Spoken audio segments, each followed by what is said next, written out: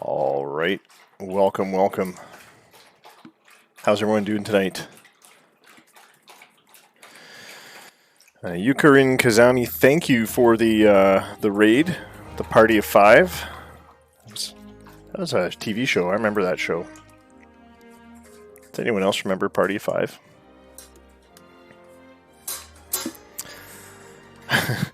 Yes, Dylan has pointed out that the Oxen are not in the postseason. So, sorry, Dylan. But you are getting a pretty good draft pick.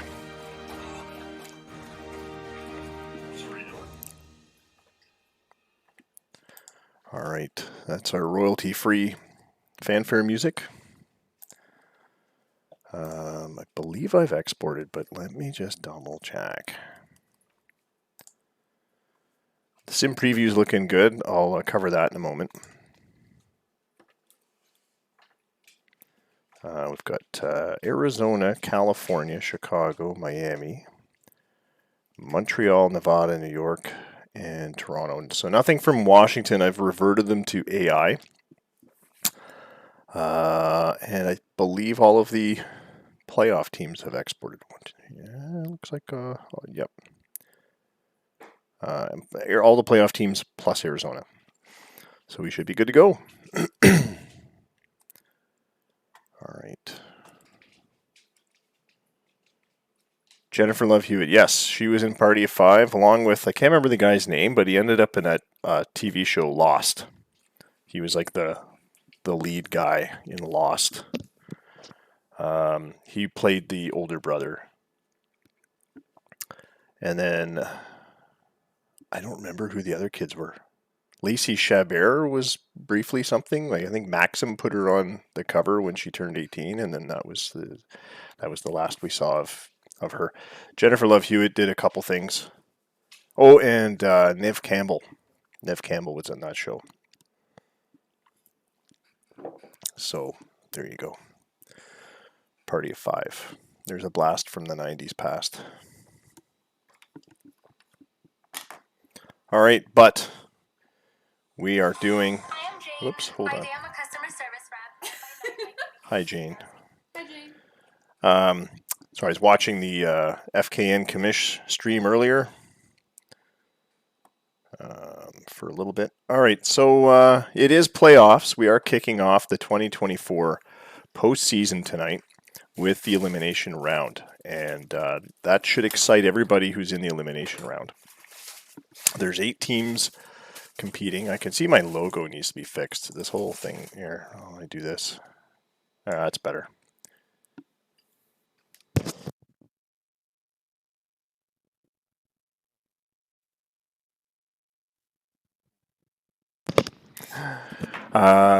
We have a giveaway tonight.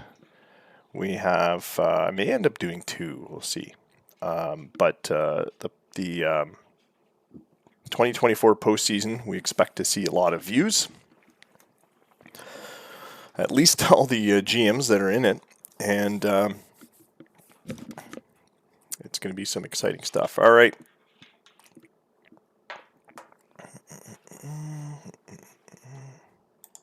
Oh, there's a new, what's new? Teams, all right.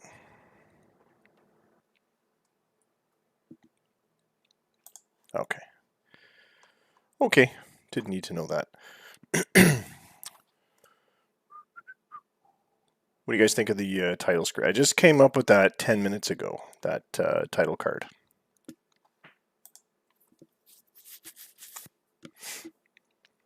Oh, Rico's here, Dylan's here, Anakin's here. The doctor's here. All right.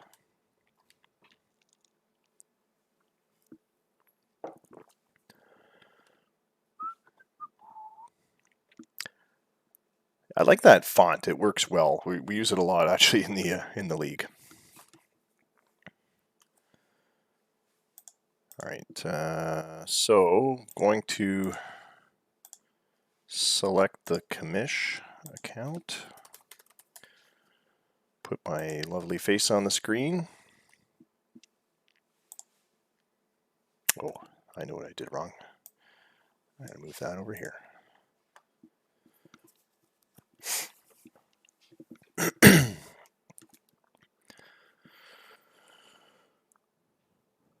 And it'll come back in a second. There we go. All right.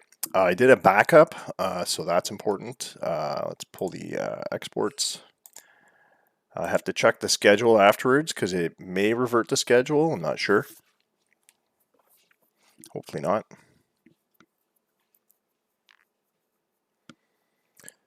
California Tidals. Everyone been kind of following the Discord chat? I posted some interesting info.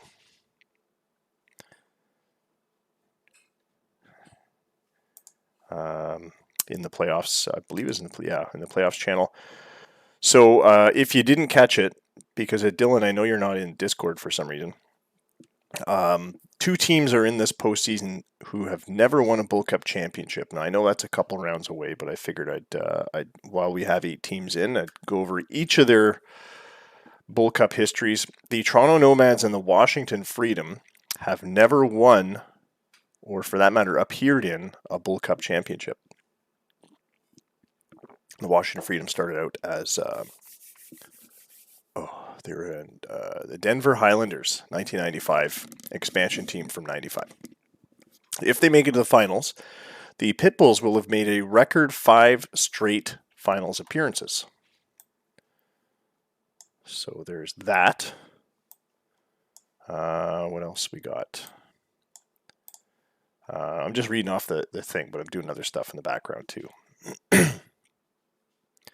Yeah, you got to join the Discord if you have Discord. I mean, you don't have to, but eventually we're probably not going to be on Slack anymore. Just because we keep, after 10,000 messages, we lose them all. Discord doesn't have that limit. 2 teams are in this postseason who are tied with the most Bull Cup Championship Finals appearances, and that's the Nevada Speeders and the Montreal Metros. The Metros have gone 4 wins, 3 losses. The Speeders have 1 win and 6 losses in the finals, so they're desperate for a second championship. Tonight's beer, by the way, is Kilkenny. It was a pub night at home. We had Irish beef stew, right, babes? It was so good. It was yummy. It was so yummy. Yummy beef stew. New York Dragons are the only team to have a perfect record in the finals.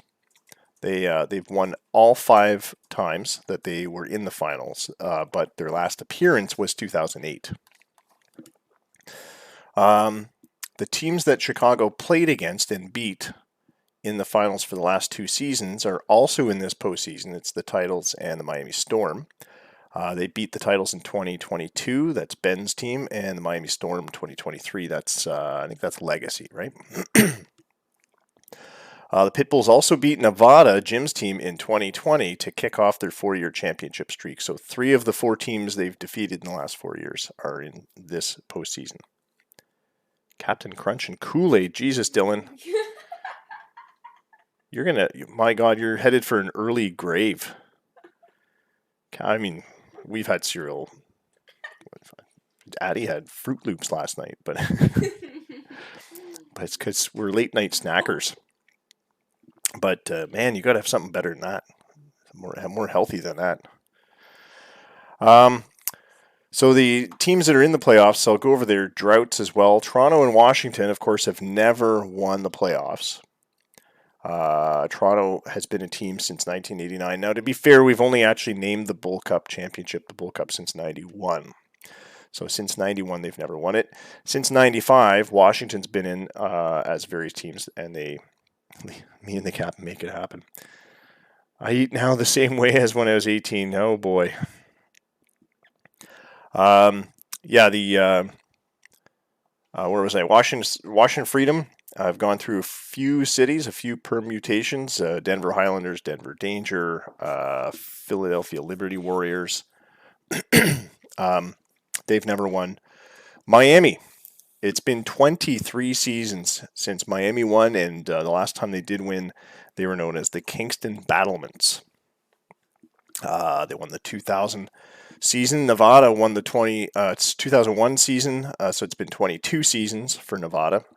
New York Dragons, it's been 15 seasons since they have won Bull Cup championship. As I pointed out earlier, they haven't won since 2008. It is 2024. Of course, we've only completed 2023, so that's why it's 15. California, it's been 10 seasons. 2013 was their last championship. It was a back-to-back, second of two. The Montreal Metros last one in 2018. And I think it was an AI team at the time, or was it that French guy? I think it was that French guy, because he actually got a trophy. That guy. Oh. And then, of course, the last team in the playoffs is Chicago. They are not on a drought. They've won the last 4 in a row.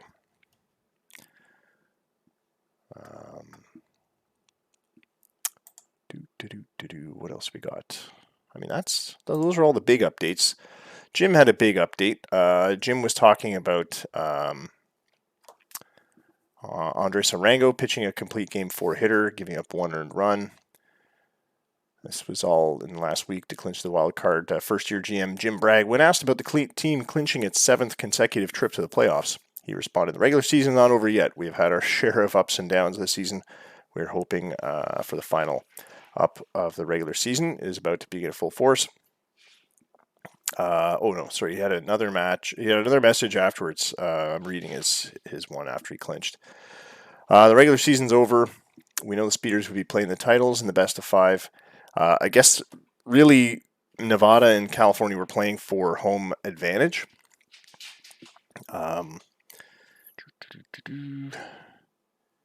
Speeders' incredible finish allowed them to come over an 8-game deficit. So they started off September, or the end of August, in second place. They ended up finishing fairly well. They finished in first place.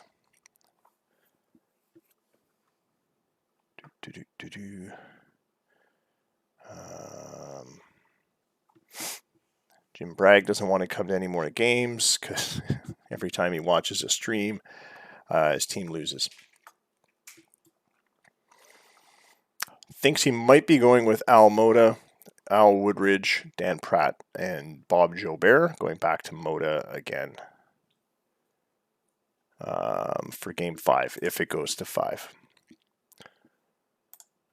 All right. Nobody else really posted much in Discord. I haven't checked Slack in a while.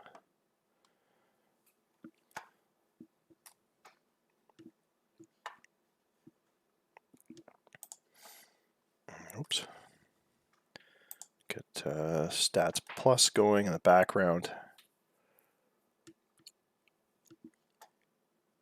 One of these days I'll figure out how to get rid of the background behind me. There's a way to do it. You want a green screen? There's a way. A green screen does make it easier because you can chroma key to the green, but sometimes you can eliminate most of that. I mean, my Zoom can do it. When I do a Zoom meeting for work, it can do it. But anyway. All right.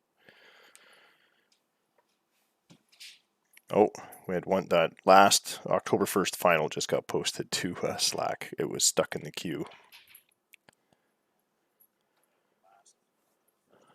All right. It's playoffs, and I don't see anyone else popping in. Like, what's going on here?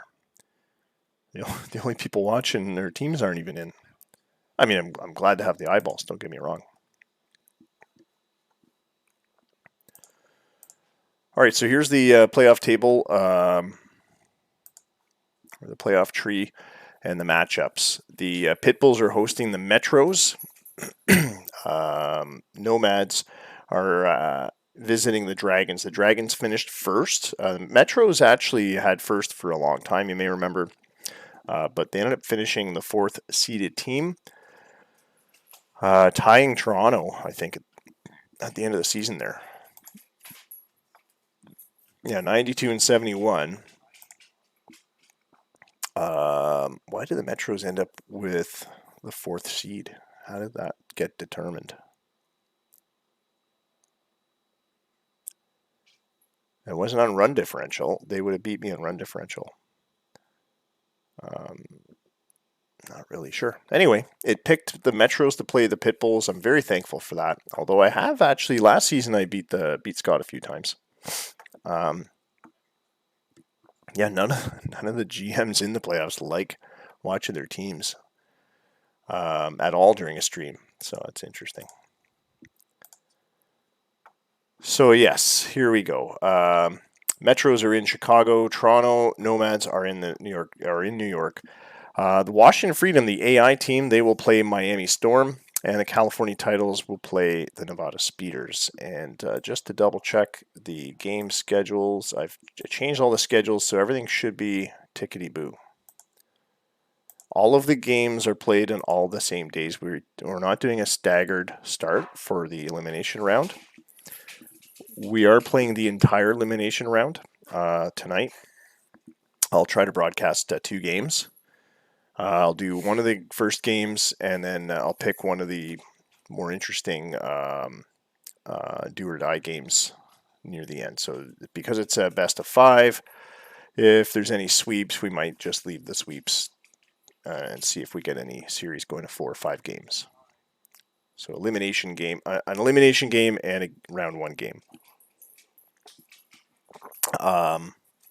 For round 2 for the league championship series, I may bring back the staggered start to do one league then the other, so I can get both series first games, and then we may do 3 or 4 games.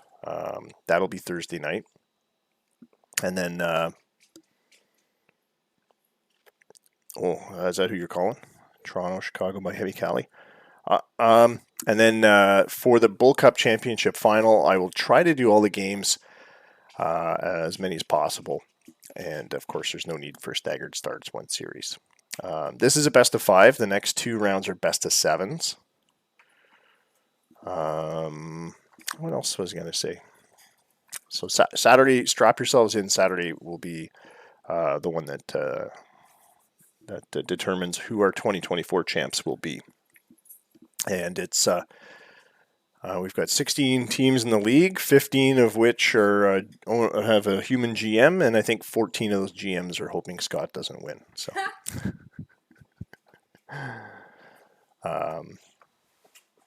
because he's had 4 in a row. Now I'm holding off making the trophy. I've got the original vendors that sold us our trophies, all hooked up, and I'm waiting to see who wins on Saturday before I order the trophies, just to see if I get Scott 1 with 4 seasons on it or 1 with 5. Anakin's hoping Scott wins. Montreal Metros, thanks for the beer me.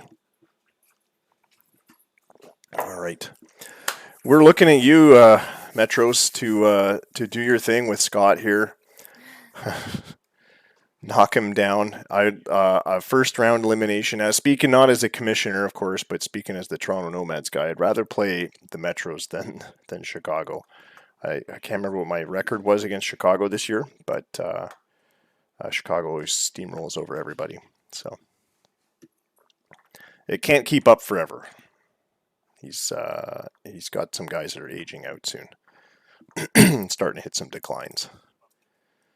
But he's done well. He's I'll tip my cap to him. He's done well.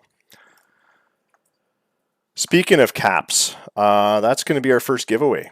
So the giveaway tonight will be one of these spiffy black on black ghosted logo official Bull League caps, the official 2021 Bull League caps. And so I'm going to cue that up right now. We might do the mug later. Bull cap.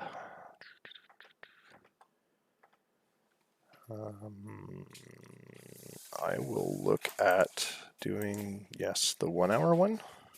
We'll be on for an hour, so, but let me just double check the settings.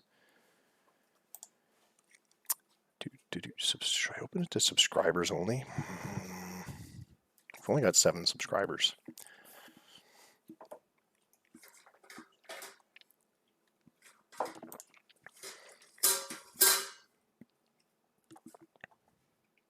Tell you what, subscribers will get bonus tickets.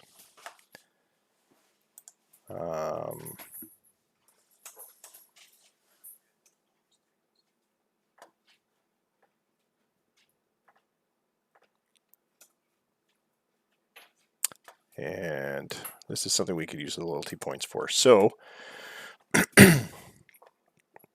we'll make it 1,000 points to enter the giveaway.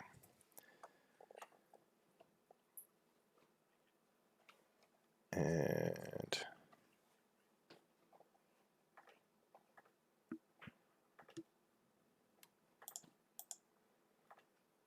maximum of 3 tickets. So the most you can spend is 3,000 points. Subscribers get bonus tickets. All right, that's what we'll do.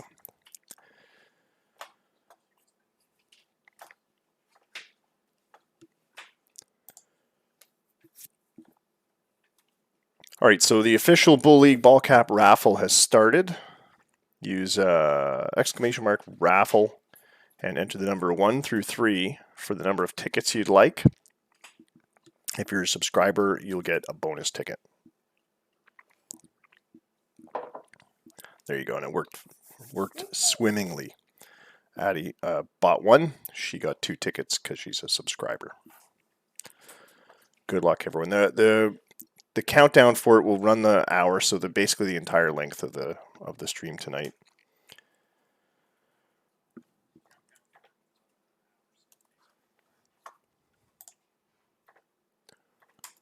All right, what else? Oh, I was going to show you guys the sim preview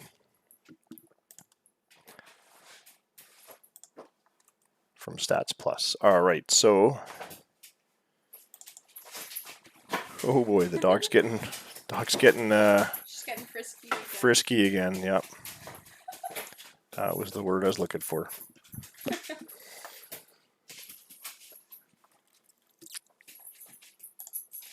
All right, so I'll just take my myself off that screen for a sec. And what we're looking at here is the sim preview with the playoff matchups. Nobody's on a streak. Streaks don't matter anyway. It's the postseason. The playoff matchups show Miami with a 13-9 record over Washington through the regular season. Washington's on the road. They lose badly on the road. 36-45 is their road record, and the Miami Storm 52 and 29 at home. Metros at Chicago. It was fairly close. Chicago did beat Montreal 7-5. Actually, I think Scott rused this lineup. He's not very interested in playing Montreal because of how well Montreal has done against him this year. That said, the Pitbulls have 58 of their 102 wins at home. That's going to be a tough obstacle to overcome. Thanks for the raid, FK and Commish. It is our playoff stream. We're starting off the playoffs tonight, so appreciate that. I did pop into yours a little bit earlier. I couldn't stay too long, but second half of the EMLB season did start today, and so I did make a point of popping in for a few minutes. But thanks for the raid, FK and Commish. It's very much appreciated, and thanks for the follows. Those of you that just added the follows. We do have a raffle going for one of these spiffy hats. You can't see it. Let me put the video back on. One of these spiffy ball caps. It's an official Bull League black on black 2021 cap. To enter the raffle, just type in raffle and your number of tickets. You get up to 3. It's 1,000 points a ticket. If you haven't been viewing long enough, just wait. The raffle will be open for a while, and you may win some loyalty points as well. And this is different than the sunflower seeds. It's the Streamlabs loyalty points, and when we run the betting, you can win points that way. But it'll be 1,000 points a ticket. If you're a subscriber, you get an extra ticket. I hear you, FK, and thanks. Dishes, bro. Oh boy, broken dishes is bad. Cody can theoretically buy 13 tickets, but we're only selling up to 3, so 3,000 points. And thanks, Legacy. Yeah, best of luck to everybody in the playoffs. All right, I'm going to take my screen off, or myself off again, so we can go over the matchups here. Finish going over the matchups. So yeah, Chicago is playing Montreal. All time, they're 41-41 since the start of 2018. So again, Chicago has not had an easy time walking over Montreal. Toronto, New York. The advantage goes to New York, especially at the end of the season when I didn't realize October 1st was another tiebreaker on the schedule. I thought the season was over after September 30th. We had the one tiebreaker. I ended up losing the second tiebreaker to New York. I didn't even realize it was scheduled. So yeah, and plus I finished the year with several games against New York. Boy, I think I had a regular series and then a different tiebreaker. Is that how that worked out? I played a 3-game set, September 16, 17, 18. I went 1 for 2. I lost 2 games on a 2-game series at home. Blanked 6-0 on the 24th of September and then lost 9-1 on the 25th. Then I split with Boston 2-2. That ended the season, and then I had the tiebreaker, which I lost 10-9 back on October 1st. So yes, of the last 5 games, 6 games I played with New York through September and October, I only won 1 game. So New York, Dustin's may have my number. I don't know. We'll find out in a few minutes when we get this going. And the last series is California and Nevada. The season series was dead even, 11 wins for each team. Nevada historically has won more than California. They're 82-69 over California since 2018. But nonetheless, it'll be an interesting series. The big question is, which series am I going to broadcast first? Of all these series, which one? Oops, there's no game scheduled. Which one am I going to broadcast first? So we'll finish today and move to October 3rd. That's when all the games start.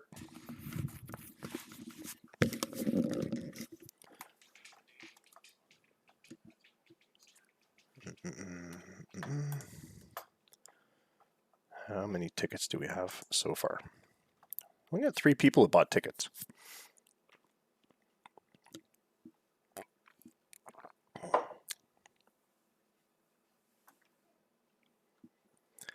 I mean, Chicago are the defending champs.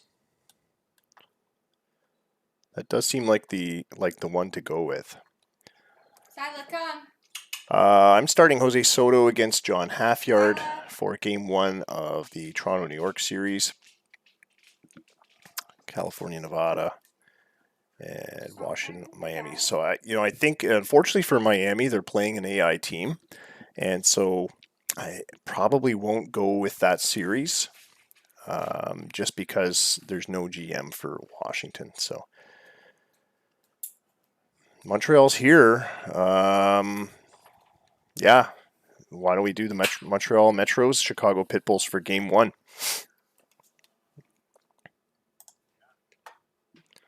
Where did our giveaway go? It's not coming up on my webpage.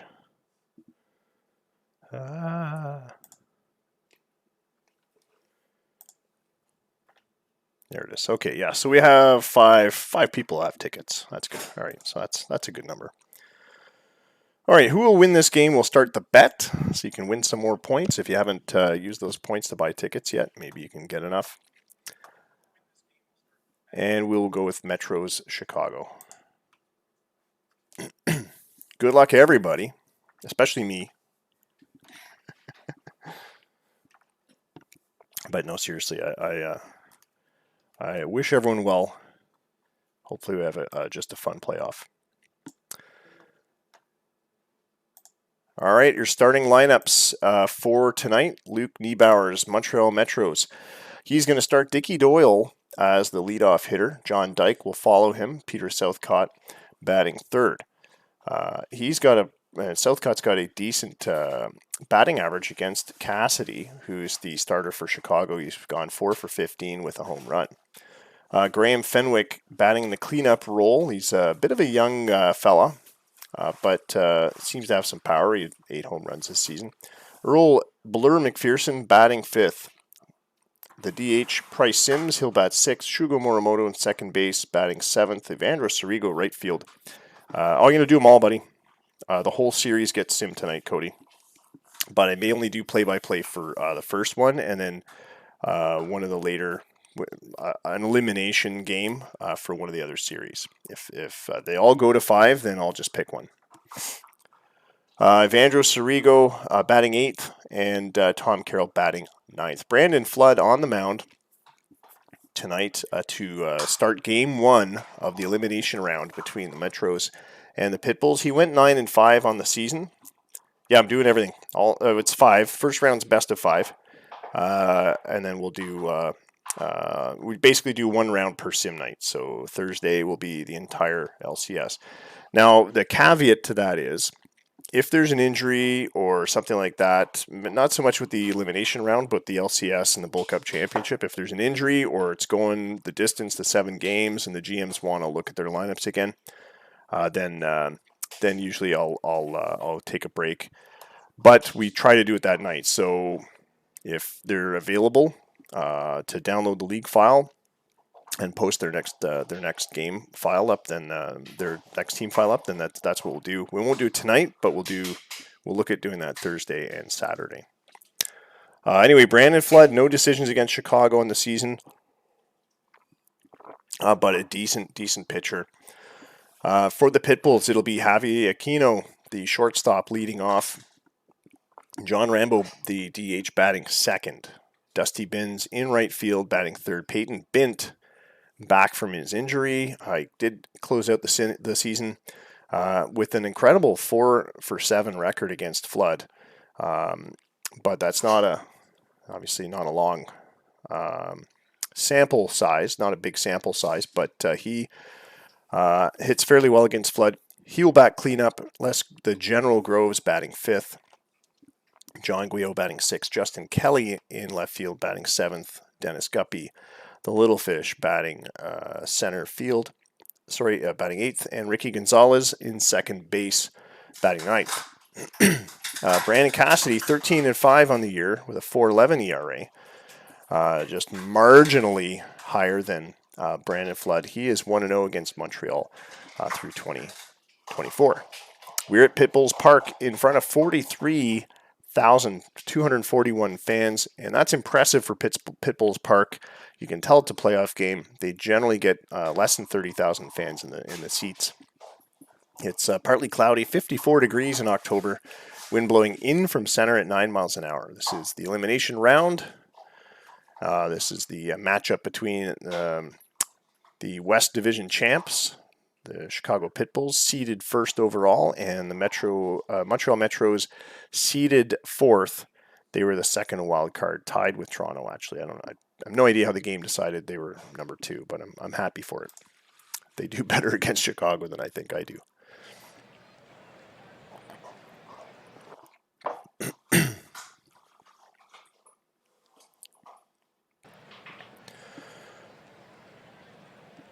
All right, and we will have the BNN up so you can, the Bull News Network, so you can see what's going on with the other games.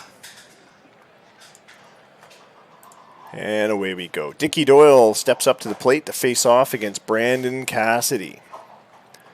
Game 1 of the postseason.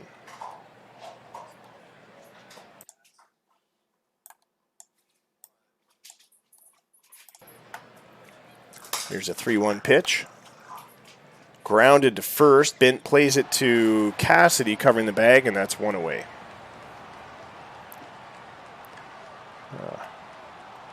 Just going to see if I can fix something here. Oh, it's locked, that's why. Unlock that. Make myself a little bit smaller. You guys couldn't see the spray chart before because my ugly mug was in the way.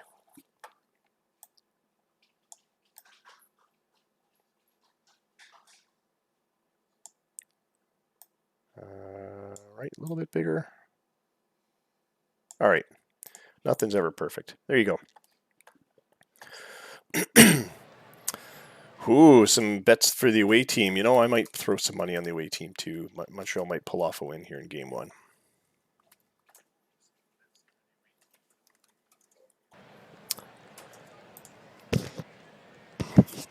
All right, we've got one out in the top of the first. John Dyke is the next batter up. Here's the 1-1 pitch. Straightaway center, deep fly ball. Sila. Curving back. And it stops short of the track. It's caught by Dennis Guppy. Peter Southcott next up. 1-2 pitch. Strike three, swinging. And it's a 1-2-3 inning for the Metros. Javi Aquino will lead off for the Pitbulls. The shortstop went .390 on the year.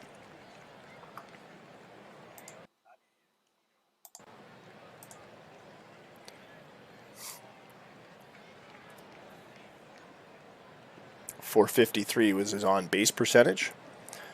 And Brandon Flood serves up a 2-0 pitch. A fastball grounded to second.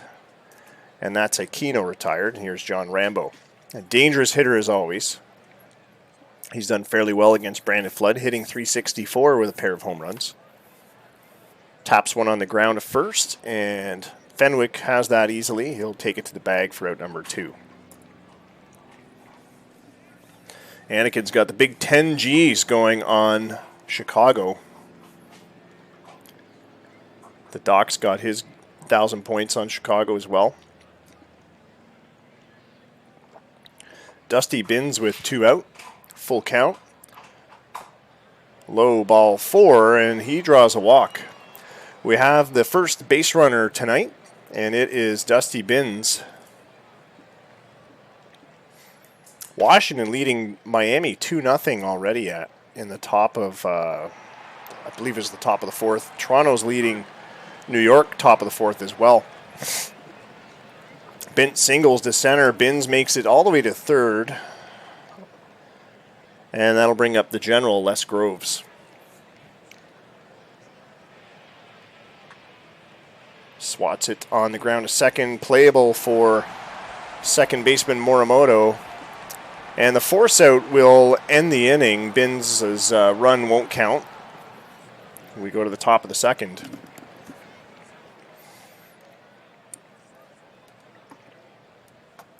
We'll check the out-of-town scores. I believe Nevada is getting underway a little bit later.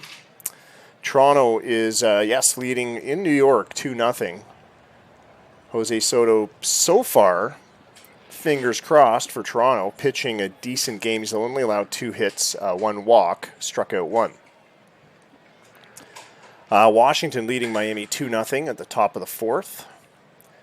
Just 2 hits for Miami. I don't expect to see Miami's offense stymied against Washington's rather aged pitching for very long. California, Nevada, that game gets underway a little bit later. I should have changed the timings on that so we could actually watch the results. Back to the game action. We're going to now watch Graham Fenwick. Swing and a miss on a Brandon Cassidy offering. Brandon Cassidy, I believe, led Chicago in strikeouts. I haven't confirmed that, but I believe that was the case. Here's Earl McPherson,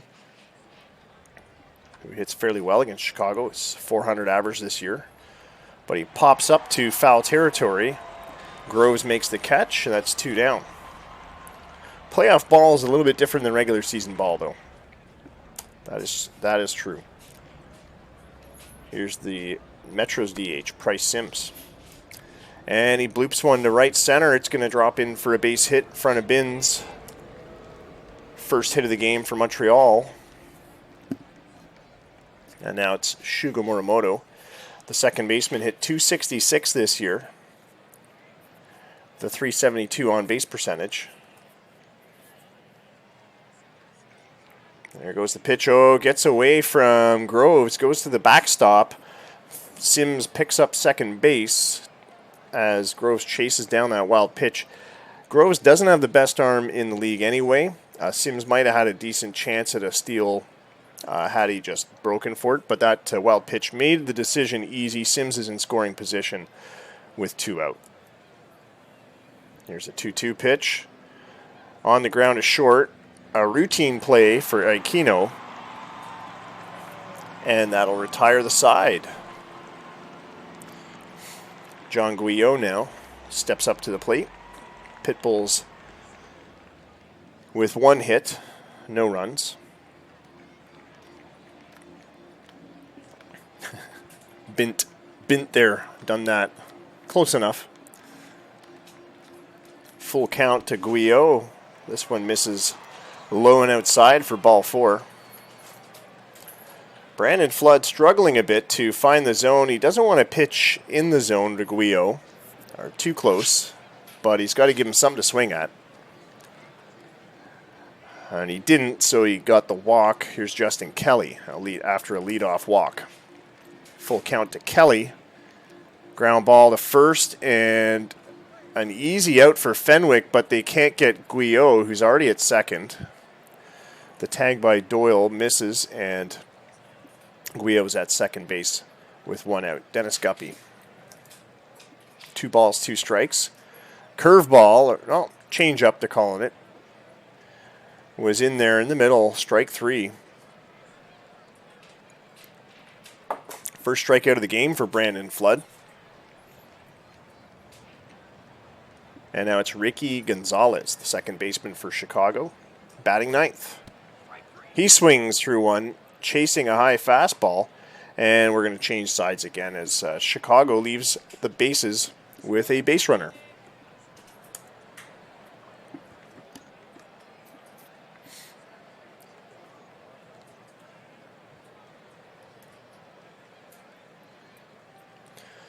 Evandro Sirigo now. He'll lead off the Metro's 3rd inning. 2 balls, 2 strikes. Grounds this one in front of the plate. Out to play it is Groves with an easy throw down to first for the out. And now Tom Carroll is up. Thanks for the beer, me, Rico. Once again, tonight it's Kilkenny. Oh my God, they killed Kenny.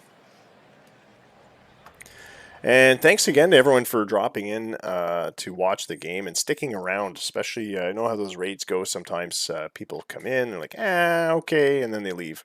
I know FKN Commish had to leave because, well, he's been busy all day. But everyone else who stuck around, thanks again. It's really appreciated.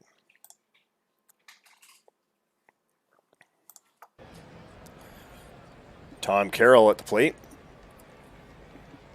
2 balls, 2 strikes. Cassidy plunks him, and Carroll is going to get a free look at first base.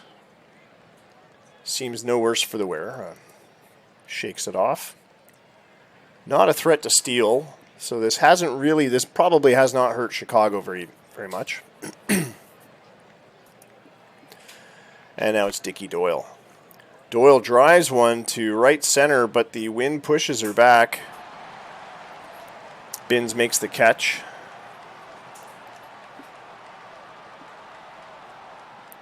And Carroll must stay at first. 2 balls, 2 strikes. Ground ball to short. Aquino with the play at second, and that'll retire the side. We're going to go to the bottom of the 3rd. Chicago's up again, and we're back to the top of the order. Javi Aquino will lead off the inning. 1 ball, 2 strikes. Takes it hard down the first base line into the corner. And Sirigo digs it out, but it's a leadoff double for Aquino, who turns the Jets on, rounding first.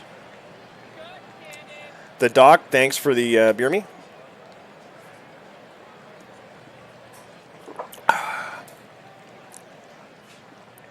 Aquino in scoring position now.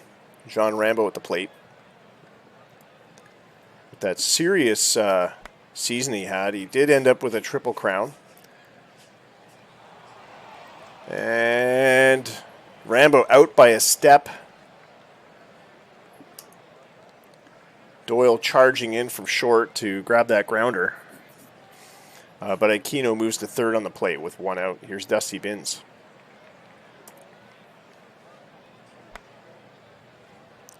He lines one to right, and that's going to have Aquino scoring from third easily. Binns with a single has put Chicago on the scoreboard, 1-0. Here's Peyton Bint. She's destroying Easter egg. What's that? She's destroying an Easter egg. Oh no. Crunch. Swing and a miss. Strike three, and there goes the steal. Binns is in. McPherson can't throw him out, and Binns is in scoring position. If there's anyone that has a worse arm than Groves, it's McPherson.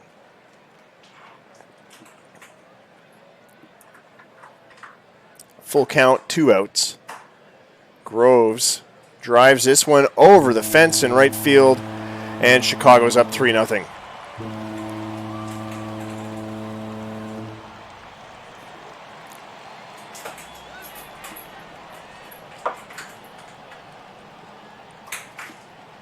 What am I putting on the board? What? I missed something. Home run for Les the General Groves. Oh, let's see if I can move this scoreboard.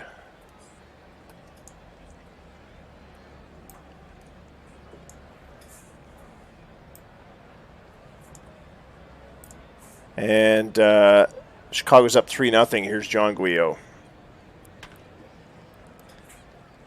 Oh, is that what happened? You called that one? Oh, I see. Is that Harry Carey? Who does the White Sox? No, he's the Cubs, isn't he? Base hit for Guillot to left. And Flood just can't seem to shut this inning down. He did have to deal with the hardest hitters in the Pit Bulls lineup.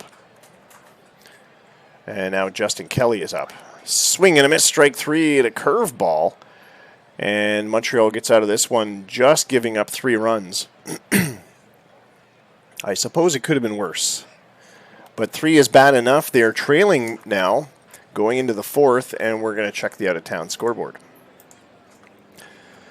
All tied up in New York, where Toronto's in town.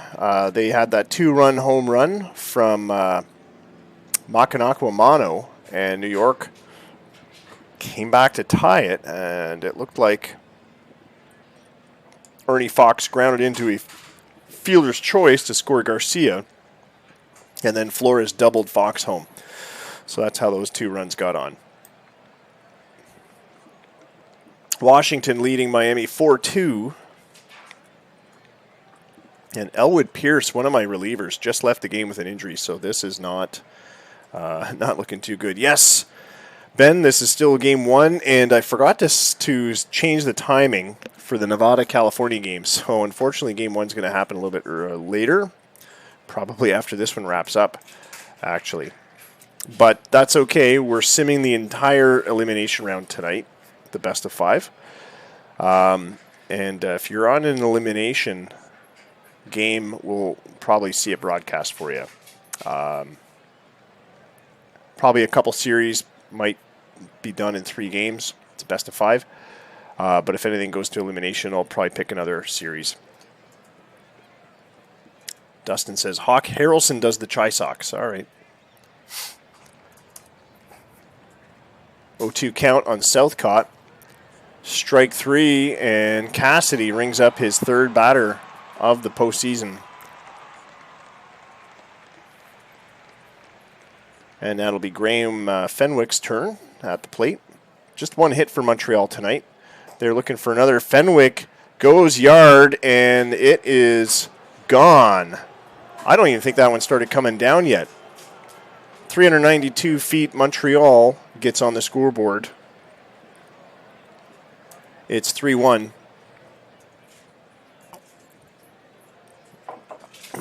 All the best announcers are retired. Or the media companies have just got rid of them. Pretty soon we'll have robots doing announcing. Heck, I'd do it for free. Ooh, so for the raffle tonight, you got to put a raffle and a number of tickets you want, Ben. Get up to 3, and if you're a subscriber, you'll get a bonus ticket. So like put raffle 1 or raffle 2, raffle 3. Each ticket is 1,000 points. So you got to make sure you have enough. You got to put a space. Make sure you have enough points to get your tickets. I don't even know how many I have. There you go. Yeah, so you're a sub, you get 2 tickets for buying 1. Ro McPherson up to the plate. He's 0 for 1 tonight.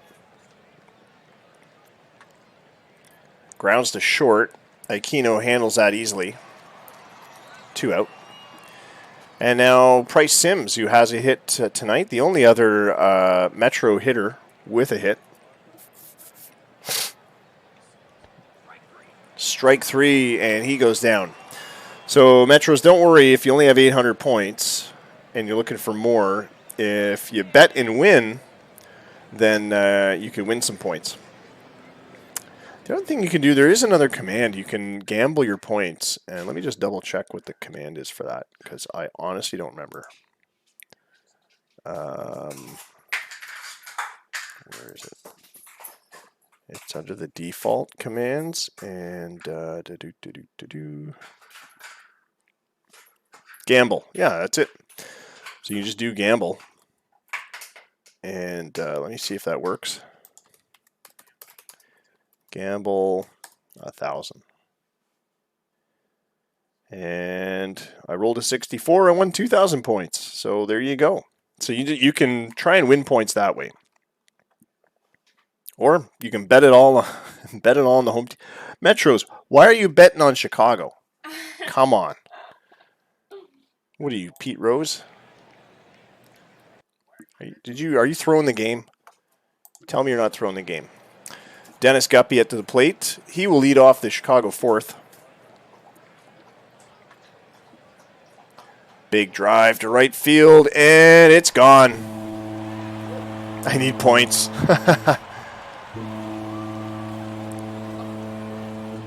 Flood leaves a fastball hanging, and Guppy lights it up. 4-1 now for Chicago.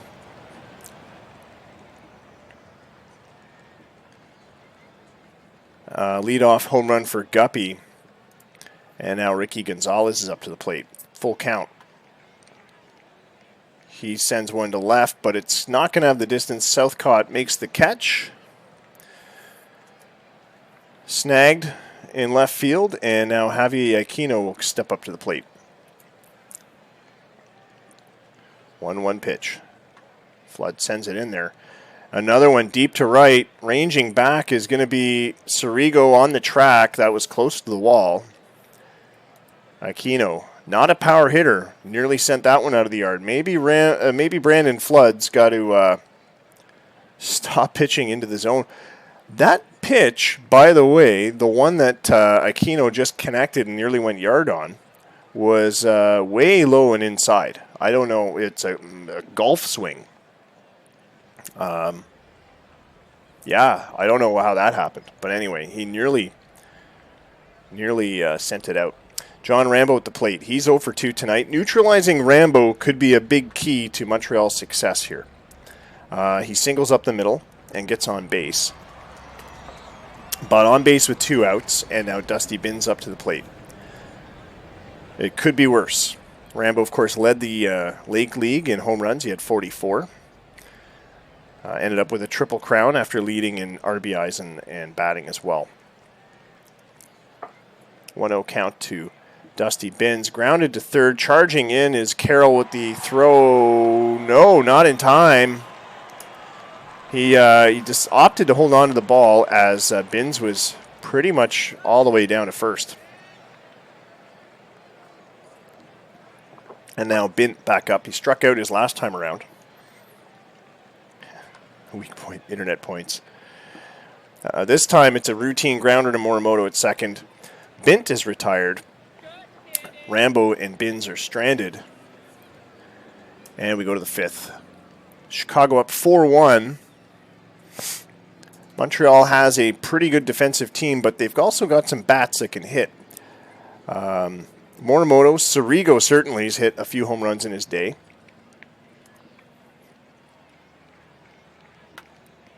But an interesting choice putting Fenwick in the cleanup role, but there he is with a home run.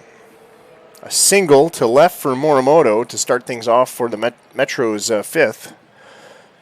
And he'll be followed by Evandro Sirigo. 14 home runs on the season. That's a little bit low for his history. He had 24 last year, 17 the year before that with Minneapolis. He also was on a down year for hitting, just hitting 245 on the season. His 2023 average, 282, with an on-base of 373. 1 ball, 2 strikes. Goes down on a slider that struck, just caught the zone. I'm not sure that Sirigo agrees it caught the zone. But out nonetheless, 1 away. Here's Tom Carroll. Laces this one up to left, but it's very high. Lots of time for Kelly to camp under it. And that's 2 outs. And now Dickie Doyle with a man on first and 2 outs. Strike 3, swing and a miss.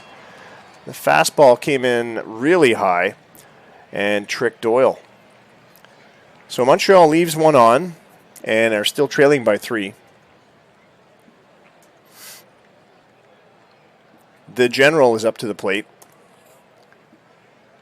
1 ball, 2 strikes to Groves.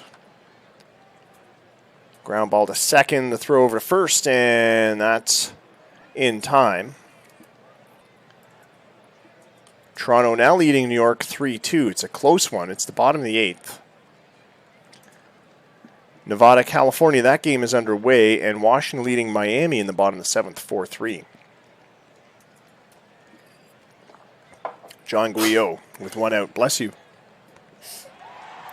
Misses for ball 4. Flood has now walked 3 batters tonight and allowed 8 hits. He is gone. Salvatore Lopez will replace Brandon Flood, who allowed 4 runs in his first 4 1/3 innings. Montreal not taking any chances. Oh, Jake's redeemed the kiss cam, babe. Oh, who's Jake? One moment.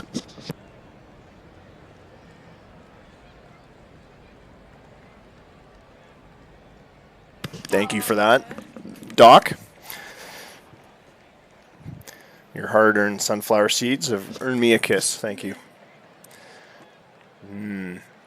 All right. Justin Kelly with a man at first and 1 out. 1 ball, 1 strike.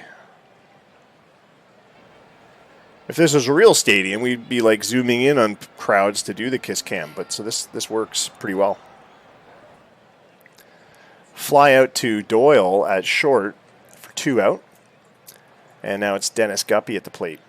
Guppy homered in his last at-bat in the 4th. Oh, no, sorry. Actually, I think it was the 4th. Had that solo shot. Laces one to the gap and left. It's back to the wall. Extra bases. Guillot around second. Comes in for third. He's going to go for home. The throw coming in from Southey at left field late. And Guppy with a triple gets another run on the board. Kiss the dog. Dog cam. I like it. The dog's busy right now. What is she eating? Oh no, she's flat now. She was eating some plastic toy before. Crunch, crunch. So Chicago having the best of it so far. Betting on the outcome of tonight's game is closed.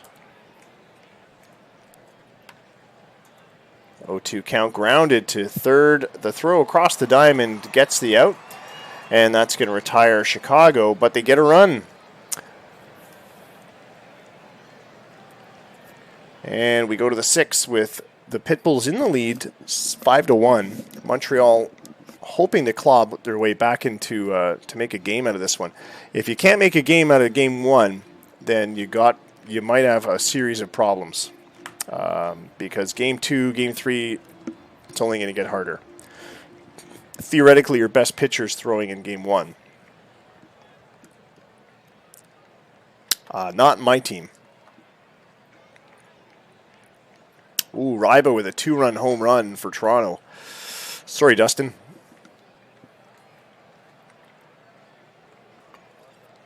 I would actually like to see New York win another championship. I don't know if you were here. You probably missed the beginning of this. They haven't won or even appeared in a playoff final since 2008. And they've won all 5 times they've been in the final. So it'd be nice to see them get a 6th.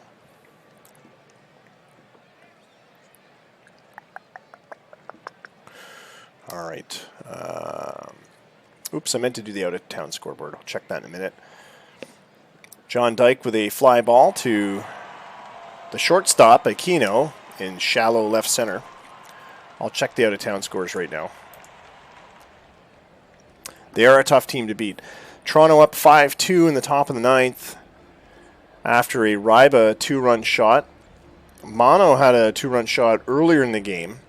New York clawed their way back with some small ball, a fielder's choice, and then a double. I guess it's not really small ball. Don't know where Toronto's 5th run came from, but it's looking like a close one.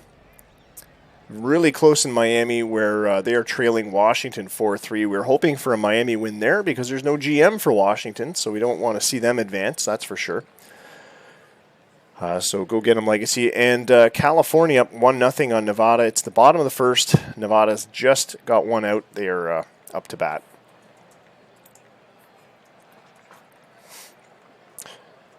Pete Southcott back up to the plate. 3-0 count from Cassidy, who's beginning to tire and gives up his first base on balls tonight. Yeah, the tiebreaker threw mine off as well. I was just trying to get through. I didn't even realize I had a tiebreaker against New York on October 1st, and that was why we couldn't set playoff lineups, playoff rosters with the first league file. So I had to advance another day and export another league file.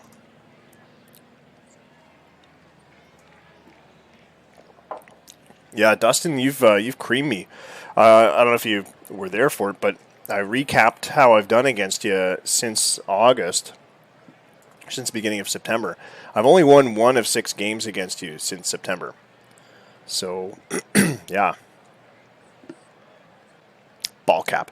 Hey, Legacy, did you get your ball cap yet, or is it still? It's probably still making its way down there. I only sent it last week, didn't I?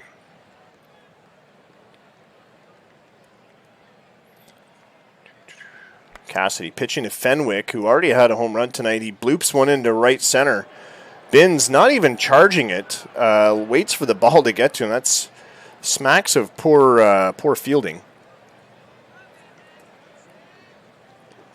Yeah, I need this win for sure. That's why I started Soto. It's a gamble because Soto has been sucking hard, and I mean I've been using him out of the bullpen a lot, and even then he's not done so well. But Soto's been hot lately, and he was player of the game his last start, which was his last game. So I am hoping for big things, and Soto seemed to have done all right starting off that game. I had him on a pitch limit, and hoping the bullpen can do the rest, but it's not a great bullpen. It's an okay bullpen. Brandon Cassidy will pitch to Earl McPherson. Fenwick at first, Southcott at second. I think this is the first time the Metros have had 2 runners on in a while. 1 out. Here's a 3-1 count. Low for ball 4, and that's going to load the bases. 2 bases on balls for Cassidy this inning.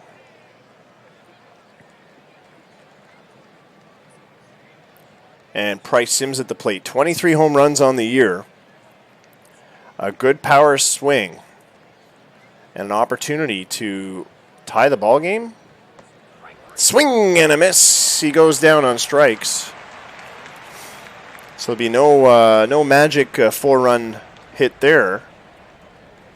Shugo Morimoto is going to try his hand, but I don't think he's going to be swinging for the fences. He'll see if he can get a hit or something.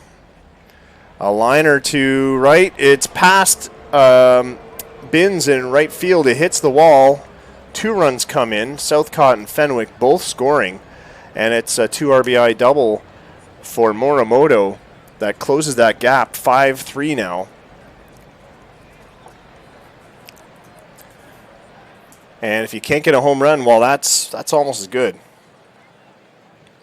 Sirigo at the plate. 0-1 count. Hits it hard, but it's right to the second baseman, Gonzalez, who makes an easy play to first and ends Montreal's attempt at a rally. But Montreal does get two. They close the gap. It's 5-3 as we go to the sixth. Chicago up again. And they're at the top of the order. Salvatore Lopez, 10 pitches into his outing, has 2/3 of an inning under his belt, and he's got a full count to Aquino. Swing and a miss. Gets him to swing at a fastball low. And Aquino's a little disappointed with himself. Here's John Rambo. 1 for 3 tonight. Had a line drive up the middle his last time around. And another one here. Diving for it was Dyke. Did he get it? He made the catch. He had a great jump on the ball, and that Rambo ball was hit hard, but Dyke got there and made the catch for out number 2. An amazing play by John Dyke in center field. Dusty Binns now. 2 for 2 at the plate. 1 ball, 1 strike. He swats one high in the air. Dyke's got plenty of time. Makes the catch. What a warrior John Dyke is, too. Diving for the ball like that. Makes the next play no problem. Possibly preventing an extra base hit. And we're in the 7th now. Top of the 7th, Montreal up again. And that's what it's about. The defense just giving their team chances to get to the next inning and get some hits. Montreal's clawed their way up to 5 hits and 3 runs.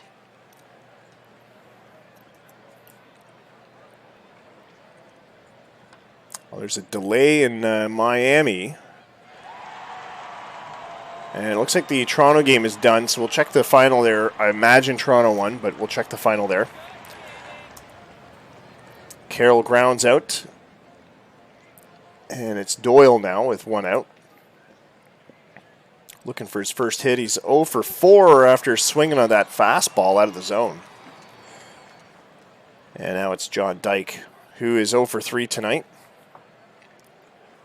2 balls, 1 strike. Grounds to short. Aquino with the throw. And it's a 1-2-3 inning for Montreal. So not the inning they were hoping for in the 7th, but they're so far effective at keeping Chicago to a dull roar.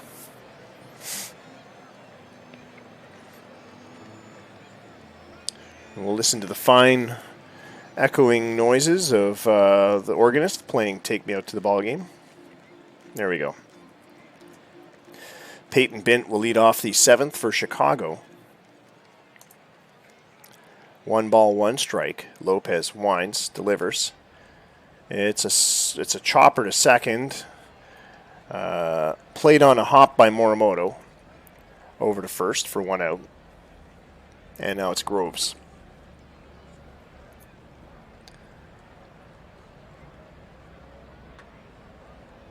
Another ground ball to Morimoto at second. Routine grounder. And he's able to handle that one easily. 2 outs on the board for John Guyot. Had a base hit earlier tonight. 1 ball, 1 strike. Sent up the middle. Shortstop Doyle has it with the throw. An easy out. And that is the end of the 7th. So 1-2-3 inning for both sides in the 7th. We go to the top of the 8th. We're going to check the out-of-town scores and see what that final was for Toronto. It was a 5-2 final. Pierce with the win, half-yard with the loss. Murayama with his first postseason save of his career, having a fantastic rookie year. By the way, all the player awards voting has opened on Stats Plus. So if you've had a chance to look at the season-ending stats, you can cast your votes accordingly. I put my vote down for Murayama for, I think, reliever of the year, but not rookie of the year. I might do both, I'm not sure. 4-3 is the score in Miami, where that game is delayed due to rain, I imagine. It's the rainy season. Probably a hurricane. It's October. California leading Nevada 1-0. It's the top of the 3rd.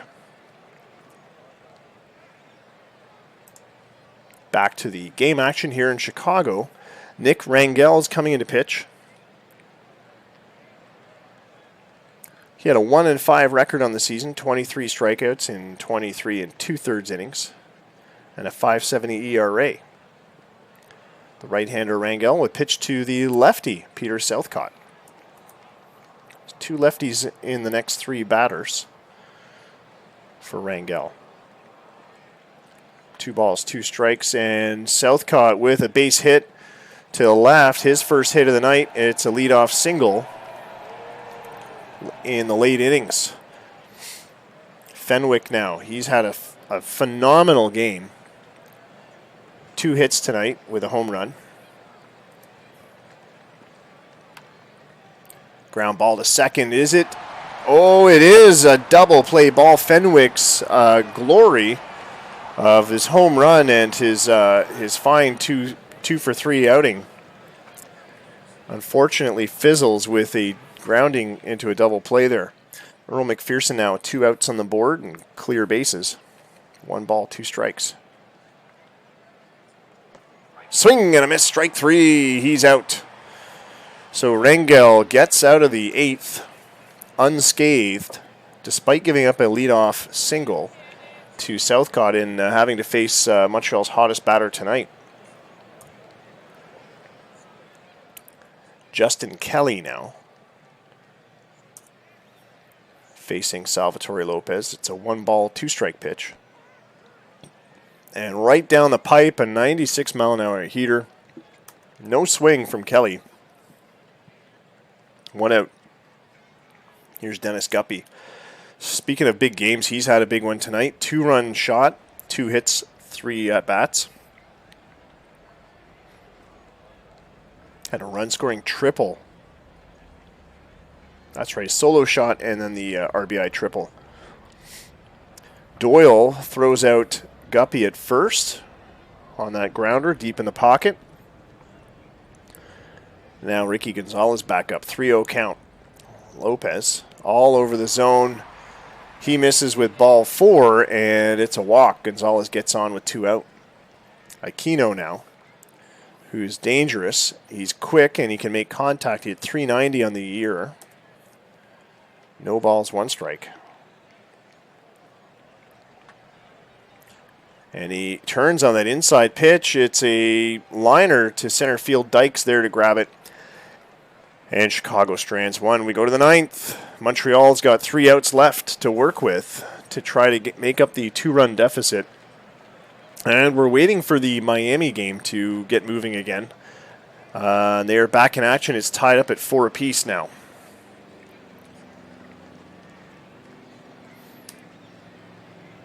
Price Sims will face Nick Rangel on a full count pitch, and he goes down. Strikeout number 2 for Rangel. Sims has not had a phenomenal game. He did have a base hit. And Rangel's coming out. He's injured his arm throwing that last pitch. He's coming out of the ball game. And so they're digging into the bullpen to get Jonathan Astorga, who honestly probably is putting the fear into the Metro's lineup. He's 82 strikeouts in 69 innings, a 7-1 record on the year with a 2.84 ERA. 1-0 count to Morimoto. One of the other hot hitters for Montreal tonight. Ground ball to second. Gonzalez with the play to first. That's 2 away. Could be coming in cold. Yep. Maybe he was warming up. I don't know. And here's Evandro Sorigo. 0 for 3 tonight. It all comes down to his out. And he's walked. He's drawn a walk out of Astorga. Jose Ramirez is going to come in to pinch hit for Tom Carroll. With a runner at first and 2 outs. A 2-run shot ties the game here. Ramirez could do it. He is a bit of a home run hitter. They get the pickoff throw to Sorigo, and Sorigo dives back in time. I'm going to change the camera angle here. Ramirez with a 1-1 count. Astorga winds up. Here's the pitch. Launch to right. It's going to drop in for a base hit, and Sirigo stays at second. 2 runners aboard now. With Dickie Doyle scheduled to come up, he's going to stay in, even though he's hitless after 4 at-bats. 2 runners on, and the go-ahead run at the plate. Suddenly things got exciting here in Game 1 of the Elimination Round series between Chicago and Montreal. 1-0 count. Astorga winds up. Swing. Ground ball down the third baseline. Played by the third baseman, Guillot, who's got no throw. An infield single has loaded the bases, fans. And now John Dyke is up to the plate. Dyke has been cold, but he's got 15 home runs on the season, 55 RBIs, a .297 season average. He's 0 for 4 tonight. Unbelievable. Bases loaded with 2 outs. Dyke at the plate. 2 balls, 2 strikes. Swing and a miss, and that's the game. So an anticlimactic finish as Montreal strands loaded bases in the top of the 9th. It's a 5-3 final. Chicago, though, came close to not picking up a W here. And the home team wins 5-3. We're going to have to pay out those bets. So let's do that before I forget.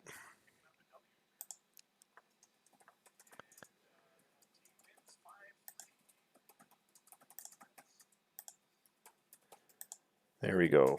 22,000 points in the pot going to 4 bets, 4 bettors. All right. That's complete.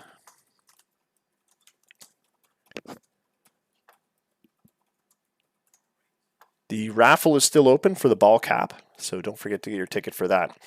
Pitbulls take the first one of the series, 5-3, and Brandon Cassidy with the win. Brandon Flood with the loss.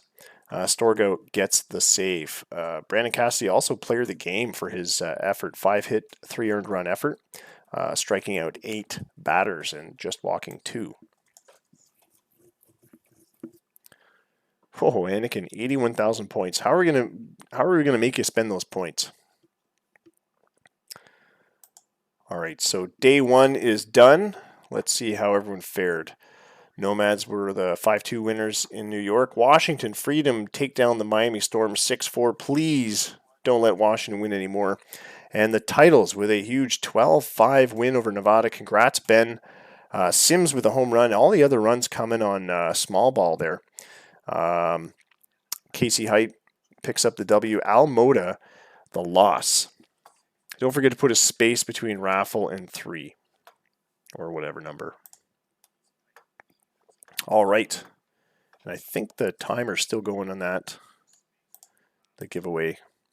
Yeah, you've got just 2.5 minutes left to get your tickets. And we've got 8 people with tickets, so good stuff. Alrighty. So we'll finish the day. We'll quick sim through day 2. We'll see where the series are at. And then we'll see if there's an elimination or if we should broadcast another game.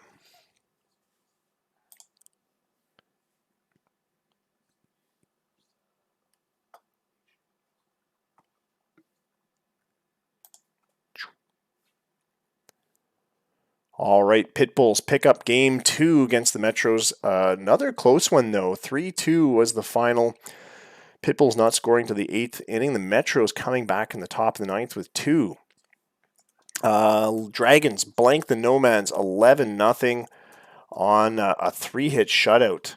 And that ties that series at 1 apiece. The Storm storming back to beat Washington 6-3. That ties that series at 1 apiece. California blanks Nevada 10-0. Al Moda pitching again? What? That can't be right. Why would you have your number 1 guy start both games? He couldn't have started. He did. He pitched one out and then left. Wow, that's an interesting strategy, Jim. Jim's not here to watch it, but wow. And then straight away into the bullpen. So Alamota picks up 2 losses, and the Speeders are trailing that series by 2 games. So we have 2 elimination games potentially: Montreal, Chicago, California, Nevada. Those lost points. Which lost points? What? Oh yeah, they just go in the ether. Yeah, they just don't exist anymore. Wow. So what do I do here? Do I play out? Do I quick sim game 3? Well, we've got a day off anyway, so I'll decide in a moment. Arizona Cowboys have a player DFA. That's Logan's Run. Let's see if we can demote him. There we go.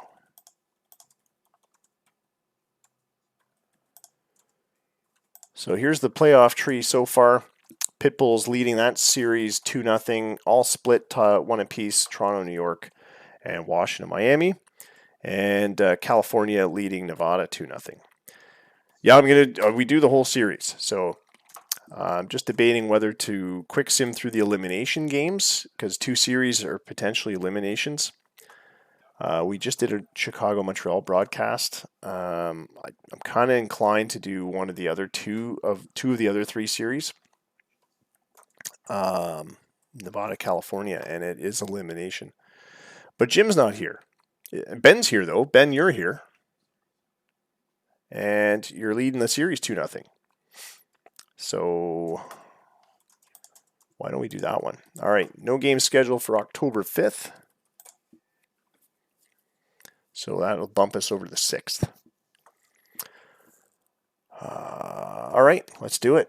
We're going to do the Nevada, California game and see how that one goes.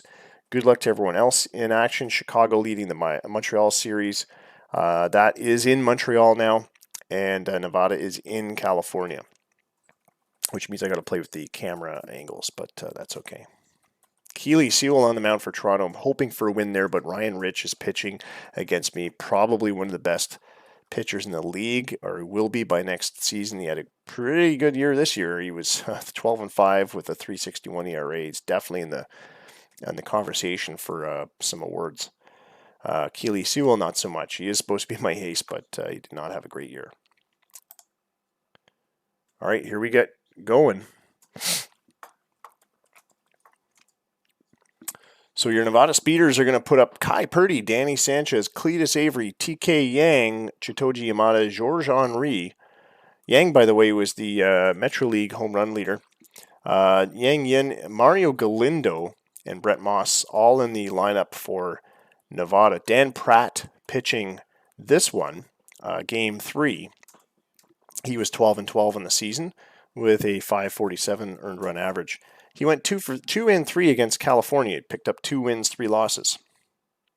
How do you get in the raffle? You got to put a space between the word raffle and the number. So raffle is right, but then you got to have a space, because the command isn't raffle 3, it's raffle and then the number of tickets that you want. So put a space. Raffle space 3, raffle space 2, whatever the number of tickets is you want. Like that. It won't give me one because I'm the streamer.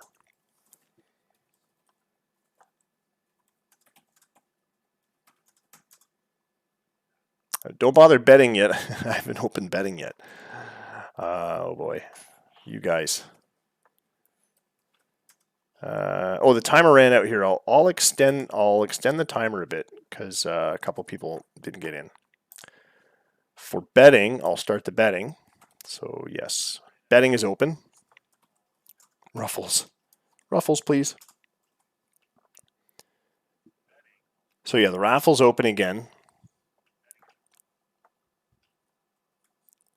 So try your raffle 3 again, Legacy.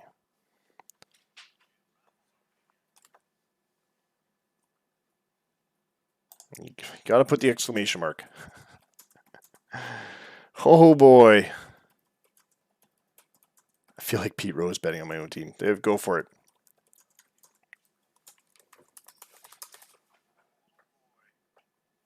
I get 2 tickets. I don't want tickets. I don't want to win.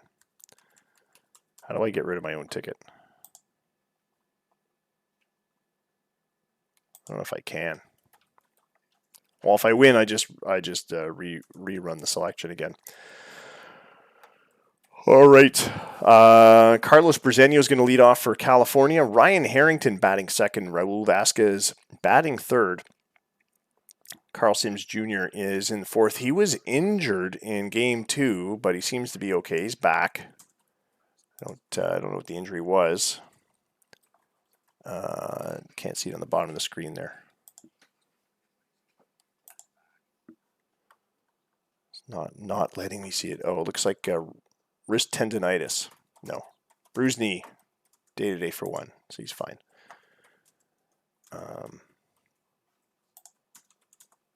Oh boy. How did I do this? Why do I mess things around?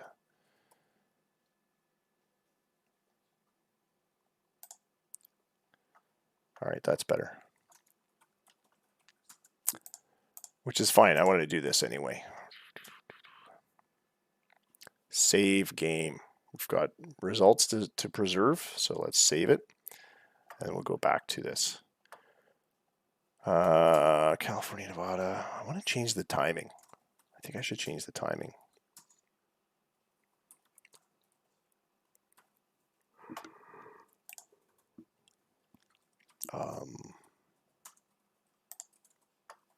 All right, 1 sec, everyone.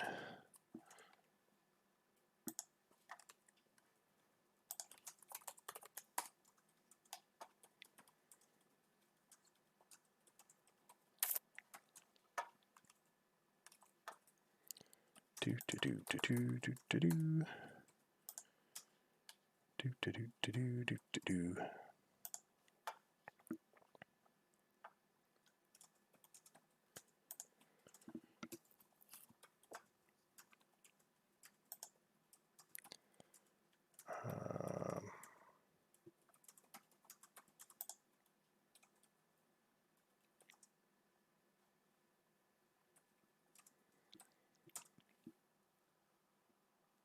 Manager Addy, please help Ray.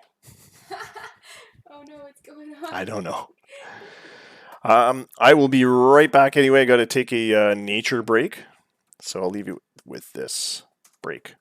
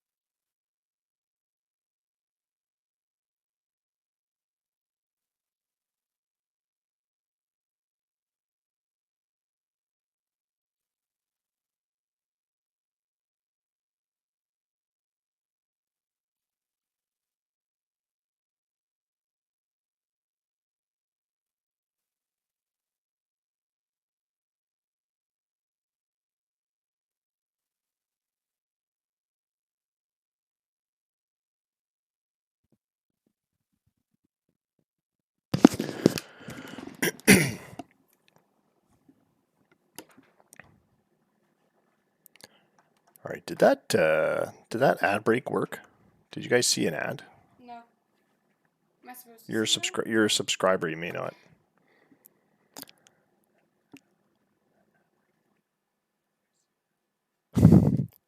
Oh, you saw an ad, Anakin? Yeah, I don't think the subscribers see ads. That's why. All right.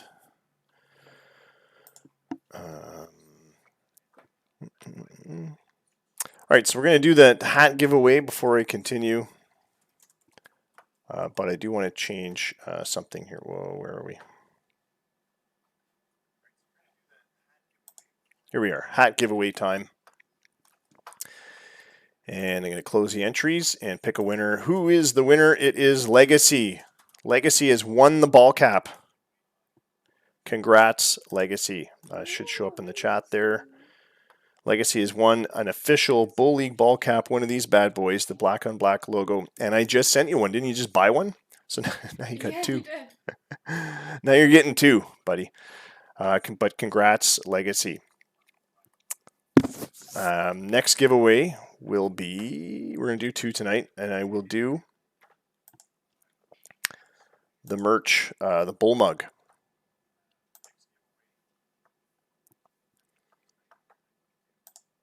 Which I have to purchase and pay for shipping. But it's worth it. Because we got 9 subscribers. It's not like we don't get any revenue. We do. I can afford a mug.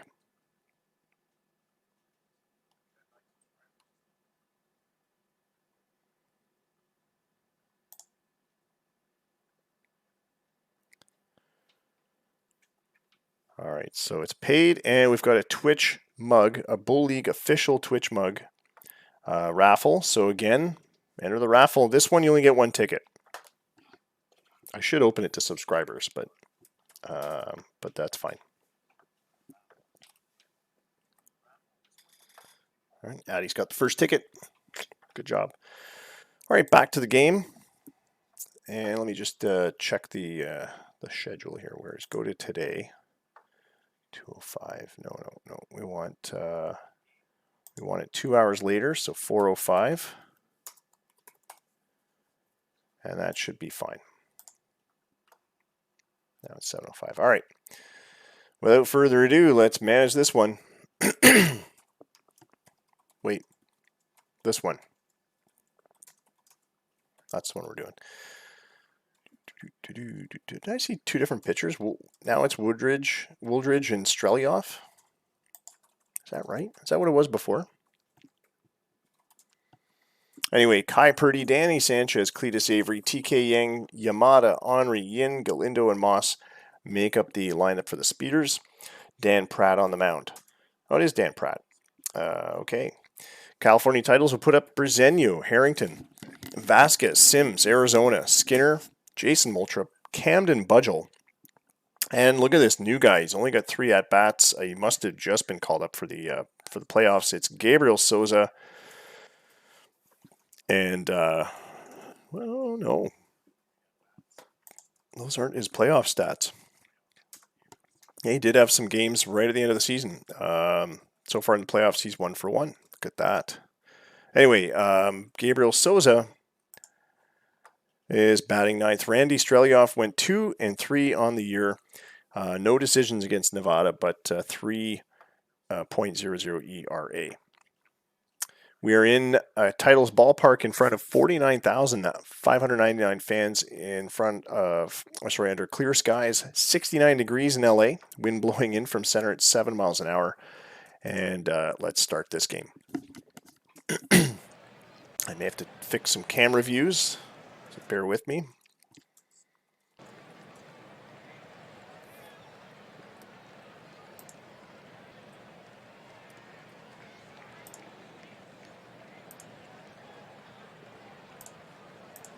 Oops.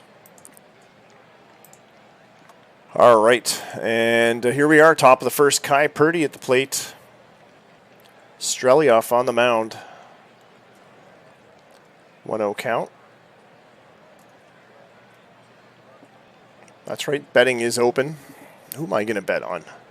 You know, it's an elimination game, but I think Nevada is going to bear down and avoid elimination, so I'm going to put my 2,000 points on the away team. Brezenio makes the catch on a fly ball to deep center. Now it's Danny Sanchez. 0-2 count. Strike 3 called, and he's out. That'll bring up Cletus Avery, who's 0-8 through the postseason so far. He was batting .327 with 41 home runs during the regular season. 1-0 count. Ground ball to second. Arizona plays it to first, and it's a 1-2-3 inning for the Speeders. California's up. This is an elimination game. This is game 3 of a best of 5. California leads the series 2-0. Brezenio is going to lead off for the Tidals. Dan Pratt on the mound for Nevada. These two teams squared off many, many times. They're division rivals. They played quite a lot this year. Slow roller up the middle. Brezenio beats it as Sanchez has no chance at a throw. And there's a runner at first. 0-1 count to Ryan Harrington. Grounds that one to second. They get the force at second base. Sanchez takes the throw at the bag. Oh, Kimbrough in game 4. Interesting. 2-2 count. Yeah, the game's been doing funny things because I'm pretty sure Jim did not want Almota starting game 2. But Almota started game 2 and then came out right away because he would have been dead exhausted after starting game 1. So it's doing some funny stuff. Dylan's got himself a ticket. There you go. You could win a mug, Dylan. Big old coffee mug to eat your cereal out of, drink your Kool-Aid out of. 1 ball, 2 strikes to Carl Sims Jr. Swing and a miss. Pratt fans him, and both sides have a 1-2-3 first inning. Top of the second, TK Yang at the plate.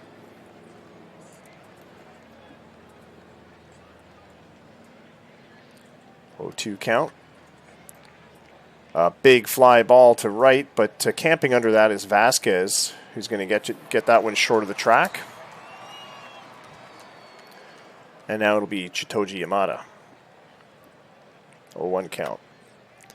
A liner past the outstretched arm of first baseman Souza into right field. A single for Chitoji. His 3rd hit of the postseason.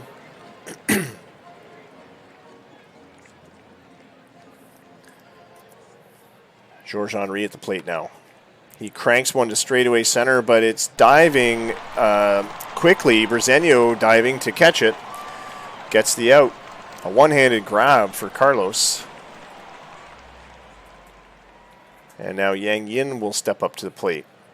Just 1 hit in 6 appearances so far, and he cranks this one to center. It's going back to the wall. This one's going to have extra bases written all over it. Yamada holds up at third. He gets the stop sign. Runners at second and third after that Yin double on a 2-out.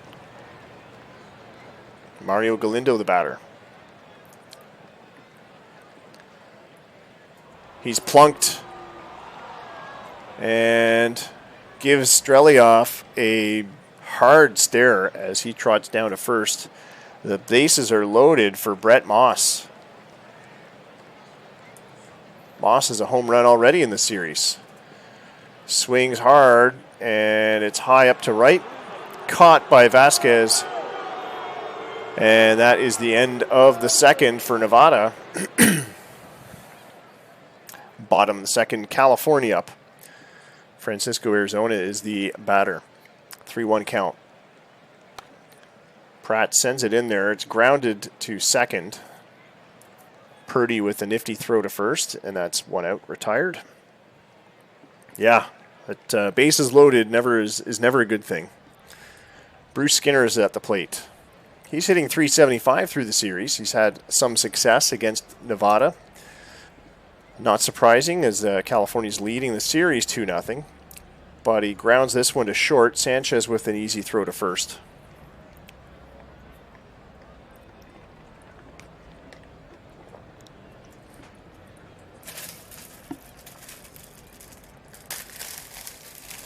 There's cookies. Cookies to be had here. I have to have a bite of one.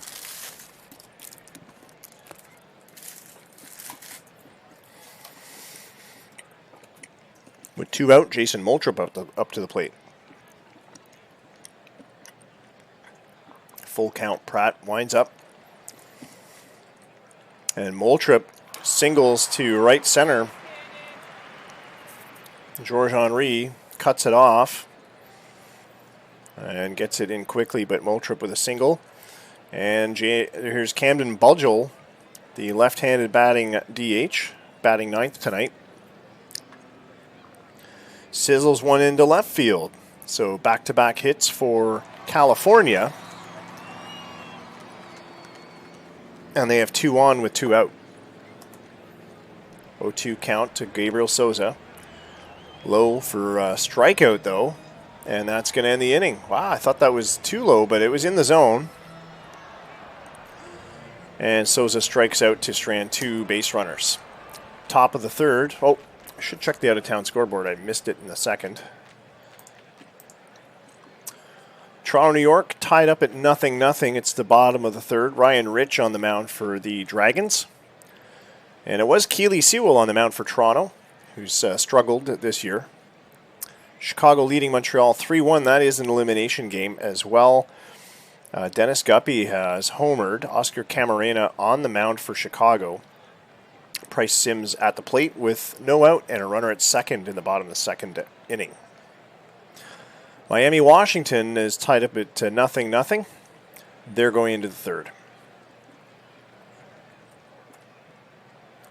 Guppy had a 3-run home run in the top of the second. Montreal scoring first in that game. Back to the game action here in Cali. Kai Purdy leading off for the Speeders once again. Strelioff pitching for California. The 3-1 pitch singled to right. Vasquez throws it in quickly. Purdy with a lot of speed. An ideal leadoff single for Nevada. Danny Sanchez now just needs to hit him around. 3-1 count. He swings and lines out to right field. Vasquez makes the catch. No chance for Purdy to go anywhere. That'll bring up Cletus Avery. Don't forget to get a ticket for the mug raffle. That one, you don't get bonus tickets for being a subscriber, but the tickets are free. Double to the wall and right, and Avery has pushed himself and Purdy into scoring position with 1 out. TK Yang now, the big swinger. He's 0 for 4 through the playoffs. He had 42 homers in the season with a .270 average. And he sends up a high fly ball to center. Brezenio's going to have it. Kai Purdy's going to go for home. Here's the throw. Safe. A long throw by Brezenio, who's got a solid arm. Just couldn't beat Purdy. Purdy had to tag up, but he's got some wheels. And so Nevada on the scoreboard first here in the top of the third. Avery moves to third base. And now Chitoji Yamada at the plate with 2 out. Grounds to short, deep short. The throw across the diamond was in time, and that's going to end the inning. So Nevada draws first blood, and they go to the bottom of the third with a 1-0 lead. California's up, though. And Dan Pratt, not known for his longevity. 34 pitches in already. 1-0 count to Brezenio, who laces this one straight up the middle. It's going to be, it's caught by Henry, who had to back up for it, but he got there in time. Brezenio had solid contact. It looked like it was going to go over Henry's head, but Henry reached up and got it. Ryan Harrington, the batter now. 1 ball, 2 strikes. Another fly ball in George Henry's territory, and that's 2 out. And now it'll be Raul Vasquez. 1 ball, 2 strikes. Swing and a miss on an outside pitch. He goes down, and that's a 1-2-3 inning for California. Not what they were looking for, trailing by 1. We go to the fourth. We're going to check the out-of-town scores again. Still scoreless in Toronto, where they're hosting Game 3 against New York. The series tied up at 1 apiece. Keely Sewell having an uncharacteristic good game so far. He's allowed no hits, just two hits, no runs, 2 walks, and struck out 4. But he just hit Bubble Smith and loaded the bases as a result. 1 out on the board. A double play is what Toronto needs to get out of this one without giving up a run. Montreal and Chicago tied at 3 apiece. McPherson, home run for Montreal, following up to Guppy's second of the series.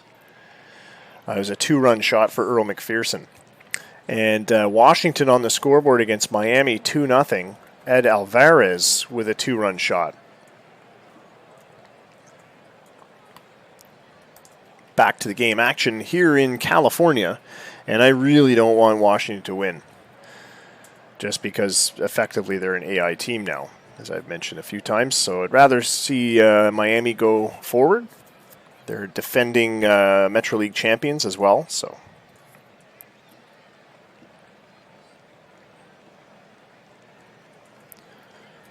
George Henry at the plate. 0-2 count. Called strike 3, and Henry goes down. That's 2 away. Here's Yang Yin. 1 for 1 tonight. He's got 2 hits in the series. 2 balls, 2 strikes from Strelioff. Swings, and it's a ground ball in front of the plate. Moultrip makes easy work of it, and that's another out. We'll switch sides. No, that was only 2 outs. Mario Galindo now. 1 ball, 1 strike. Prefers not to wear underwear. Pitcher plunked him in his last at-bat. Fly ball to left field. Sims makes the catch, and now we've got 3 outs. We're going to go to the bottom of the 4th. California up again, still trailing by a run.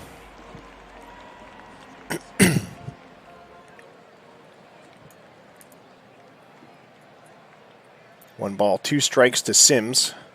An inside pitch, but Sims connects, going deep to left. But getting there in time, it's going to be Galindo makes the catch. 1 away. Francisco, Arizona now. No balls, 1 strike.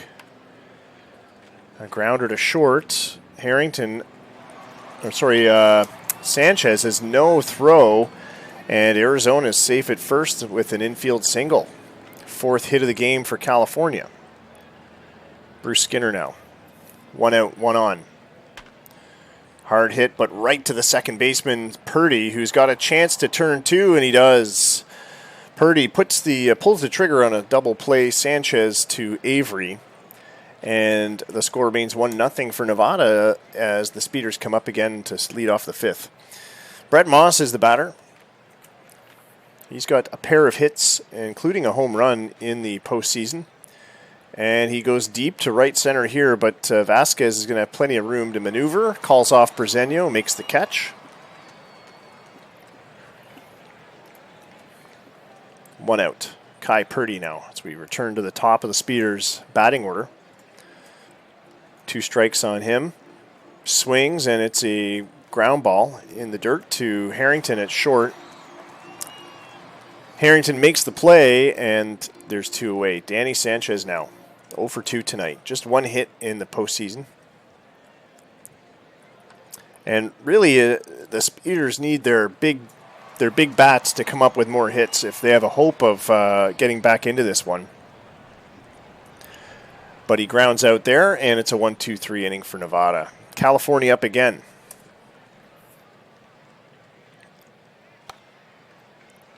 And it's a deep hit to center. Ranging over is going to be Henry, makes the catch. And with Moultrip out of the way, Budgel will step up to the plate. He's got a base hit tonight. He's 2 for 6 in the postseason. Swing and a miss on a 2-2 pitch. It's a changeup, and there's 2 outs. Pratt has now rung up 4 batters. Gabriel Sozing is one of them, and here he is again.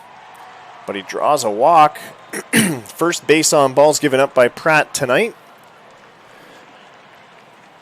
And now California has the tying run at first. Carlos Bresenio at the plate.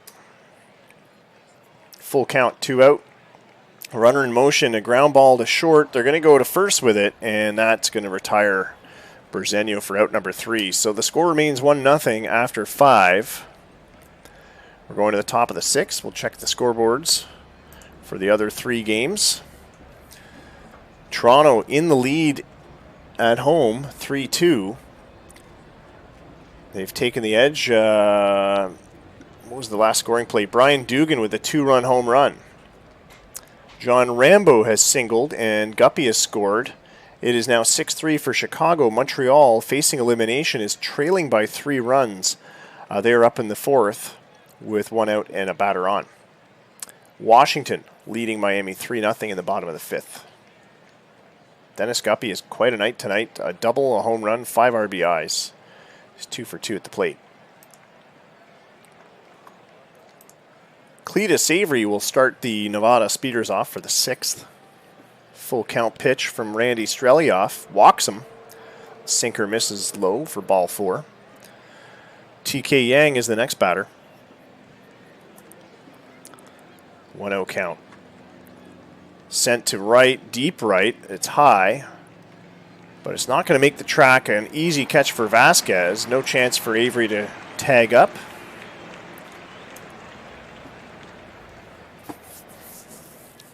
Avery not known for his speed. And now it'll be Chitoji Yamada at the plate with 1 away. 2-2 pitch, a ground ball to second. Arizona with the relay to Harrington and back to Souza. A 4-6-3 double play, and that'll end the inning. Tidals up again. Harrington's going to lead off. Vasquez and Sims will follow him. Ryan Harrington's got 5 hits in this series, but he's hitless tonight. Dan Pratt pitching up a storm. He's allowed just 4 hits and a walk, struck out 4. No earned runs, no runs at all. Fly ball to right field. And Vasquez is now up to the plate. Still looking for his first postseason hit. He's the only California title without one.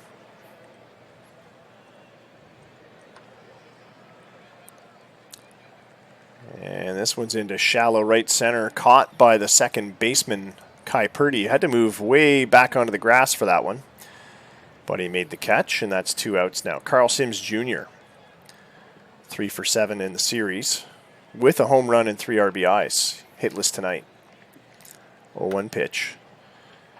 He's rocked this one to left. Let's see how far it's going to go. It's on the track, caught by Galindo, and that's going to end the 6th. 1-2-3 inning for the Tidals. And we go to the 7th. Nevada up again.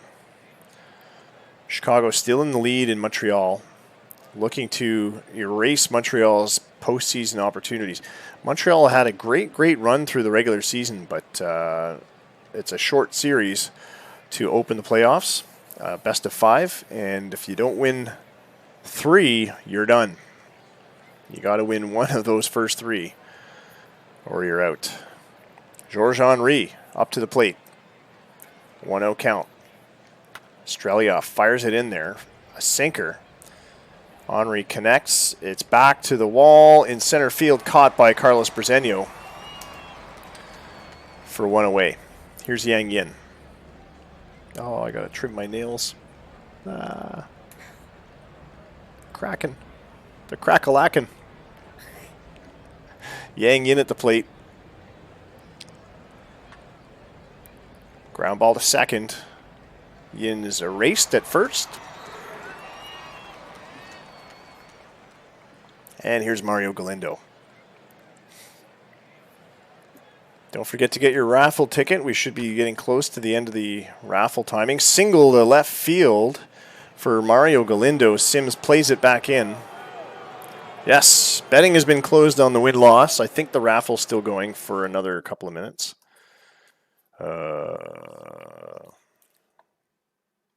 Oh, it says 24 more minutes. So,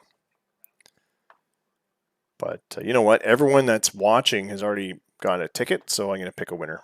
Close the entries. We've only got 9 viewers. Pick a winner, and it is going to be the Doctor. The Doctor 10. Doc, you won. Congratulations. You won a Bull League official mug from Streamlabs. It is our official Twitch mug. It has the Bull League logo on one side, and don't tell anybody, it's got a Twitch logo on the other. Apparently it's not supposed to have that. But congratulations. Enjoy it. And that one, I think, I don't have to get any details from you. Because I think Streamlabs will send you an email or a message or something. You'll get it. And you'll get it quick, too, because I think, was it Legacy got one? No, Anakin got one, and it came quick. Galindo at first, with 2 out. Here's Brett Moss. Fires this one on the ground, a short. Throw to first will end the inning. It's a stretch time now in California. By the way, the hats you can buy, if you didn't win one, just click the hat, the picture of me wearing a hat on the main about page for the Bull League Twitch channel. And then I haven't put it up yet, but there's a link to the store. You can buy a mug or a shirt from the store. Let me just find it here.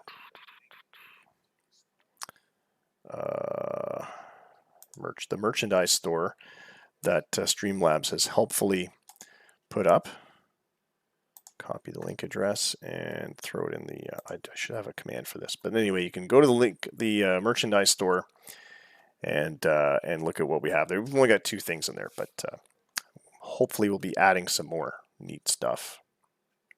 Got a mug, and we've got a hoodie, the Gildan hoodie. And the hoodie's actually kind of nice. It's a logo hoodie.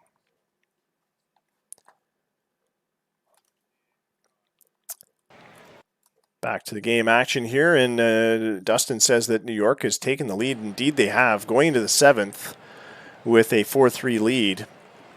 Chicago still leading 6-3 in that game. Washington leading Miami 3-0.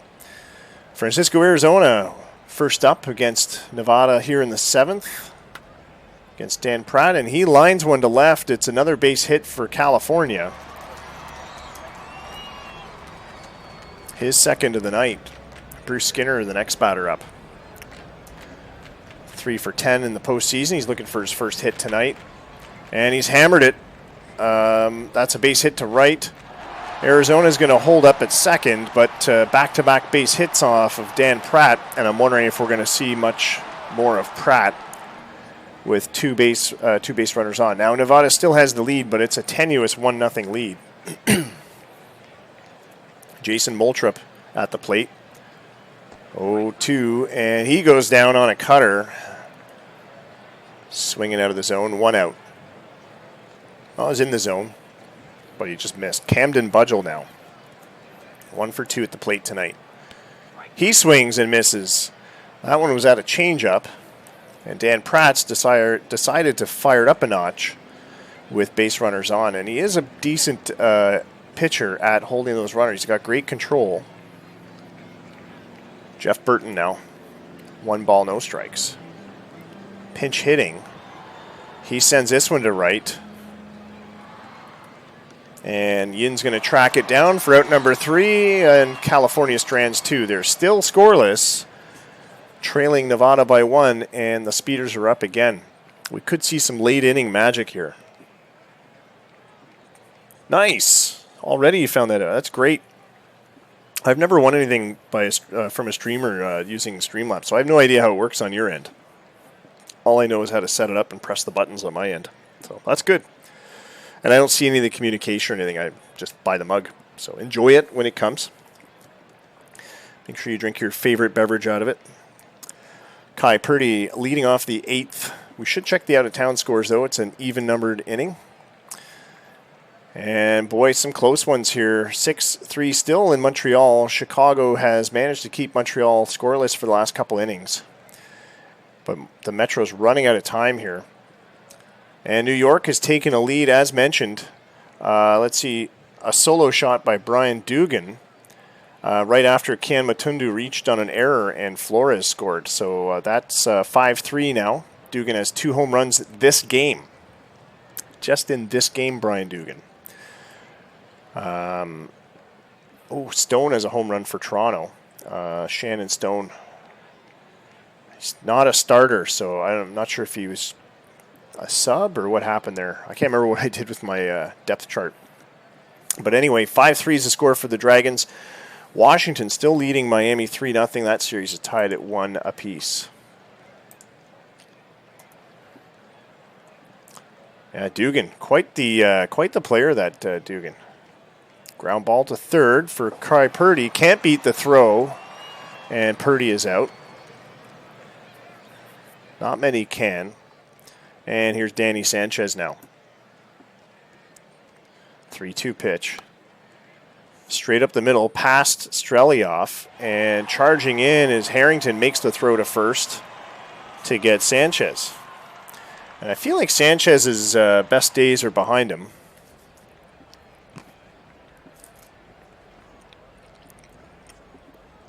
He did hit .331 in the season, but he's had some great years. 37 years old, though, still rated 5 stars.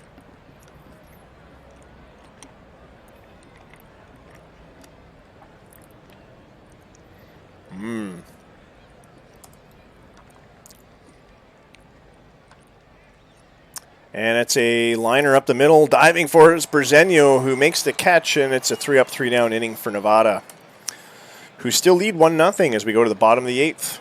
California up again. That's a good cookie. Yeah. We found cookies in the freezer that we'd put there from last summer, because Tim Hortons had these smile cookies and whatever, and Addie tried one. It tasted like freezer. We should have put it in a Ziploc in hindsight. That would have done the trick. Carlos Berzenio, the leadoff hitter, will lead off the Tidals' 8th. 1-0 count. Grounds it hard to second. Played by Purdy to first. And that's 1 away. Ryan Harrington next. He's hitless tonight. Hitting .417 in the postseason, though. He's a force to be reckoned with in the first 2 games. Grounds to short here. Sanchez plays it to first. Looked like Avery had to leap for it, but he came down and tagged the bag in time. 2 out. Raul Vasquez now.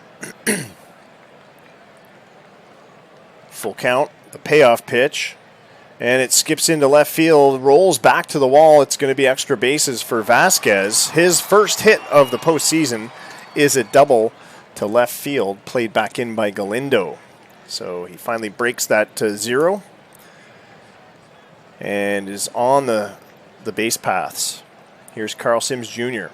Has a home run in the postseason, 3 hits as well. Nothing tonight.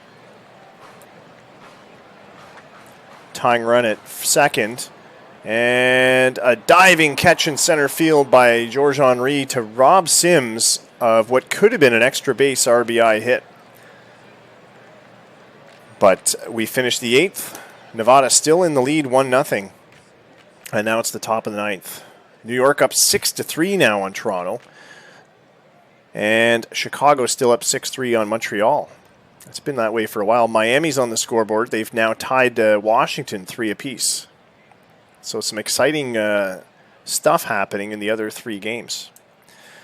Katsumi Higashi's coming to pitch for California. He's going to face off against TK Yang, who is hitless in the postseason. He's the only Nevada speeder who is hitless in the postseason. And that could be why. Chases a bad pitch out of the zone. Striking out.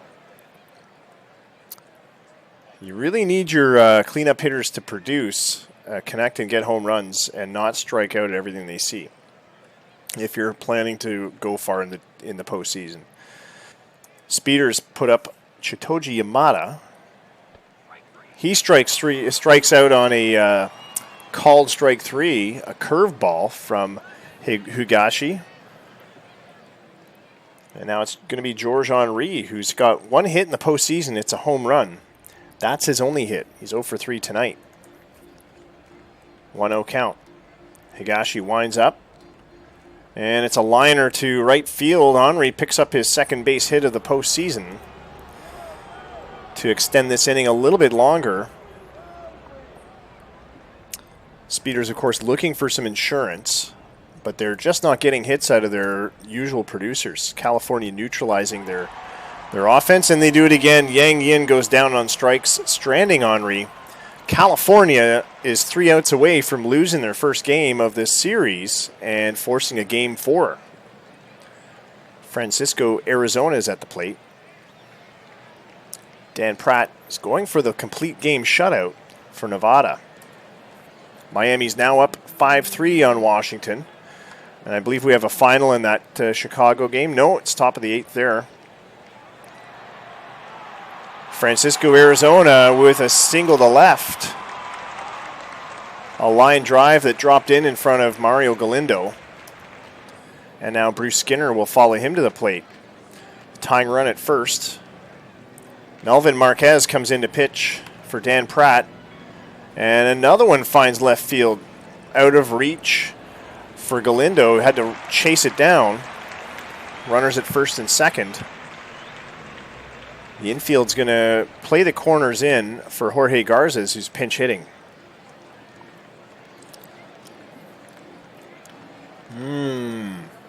Thanks, babe. Garza's 2 for 4 in the postseason. Squares the bunt. It's back to Marquez, who throws to first to get Garces. A nifty sack bunt, but both runners advancing. California desperately trying to tie this game. They've got 2 outs to do it in. Camden Budgel next. Full count. Here's the payoff pitch. Marquez winds, delivers, swing and a miss. Nothing but error. Marquez gets him with a curveball. The old Uncle Charlie. And now Carlos Gutierrez is coming up to the plate. He's, I think, a defensive replacement who stayed in. He's got 3 hits in the postseason. It's not the worst plan bunting with 1 out and 2 base runners, because now both base runners are in scoring position. A single could tie the game. A good single could win the game. Here's the pitch to Gutierrez. They're going to walk him. An interesting risk here. Walking Gutierrez to load the bases to get to Bresenio. Bresenio, a solid hitter, is not the kind of guy I'd want to pitch to with bases loaded. But there are 2 outs. And Nevada is counting on a ground out here, or I guess a pop out too. But they're counting on something not making it out of the infield. 2 balls, 2 strikes. Marquez swing, ground ball to second, and it all comes down to that throw, and that is the first win for Nevada in this series. A 1-0 final against the California Tidals to make it, I guess, force a game 4. So California leads the series 2-1 now after Nevada picks up a win. Winning pitcher was Dan Pratt, who has Marquez to thank for the save. Randy Strelyoff picks up the loss. But wow, what a close game. And California nearly pulling it off in the bottom of the 9th there.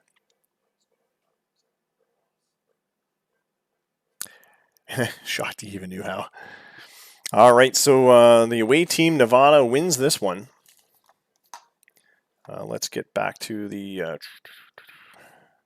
cloud bot.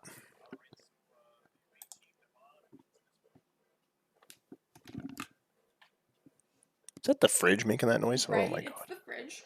It's Good the fridge. lord. It sounds like it's making ice, but it doesn't make ice. Nope. Maybe me cleaning it did something. Nevada was the winner, and they had 1 bet only. So 1 person winning almost 9,000 points. Congrats. Who bet on Nevada?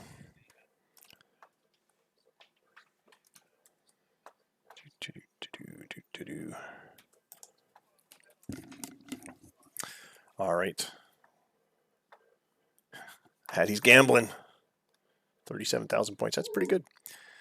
All right, so let's see how the other games turned out. And whoa, the Metros pulling off a walk-off win in the 10th to beat Chicago 7-6 and force a game 4 there. Now this is exciting stuff. Congrats, Metros. Earl McPherson and Phil Simms both homering for Montreal. Guppy with his home run. How did that one finish? Perez gets the win. It was a walk-off run-scoring single by Sims, who earlier in the game hit a 2-run shot off of Becker. So Sims, the hero of Montreal, his name is being celebrated down Rue Saint-Catherine. That's St. Catherine Street for the Anglos. But Glenn Becker, or is it Glenn? It's Gene Becker blows the save, picks up a loss, and Chicago is going to a game 4. Now, I almost eliminated them. Was it last year or the 2022 season? I can't remember. I went 5 games with them, but couldn't quite do it. So hopefully Metros have some momentum now. Then game 4 is also at home for Montreal.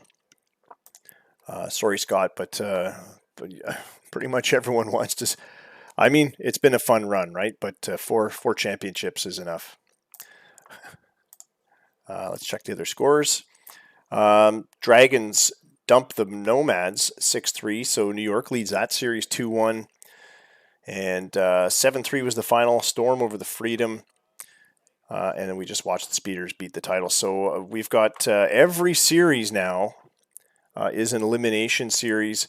Somebody's ahead by 2 runs. And we've done New York, Toronto. We've done Nevada, California. I'm thinking we should do Chicago, Montreal, but Scott's not here. Where's Scott?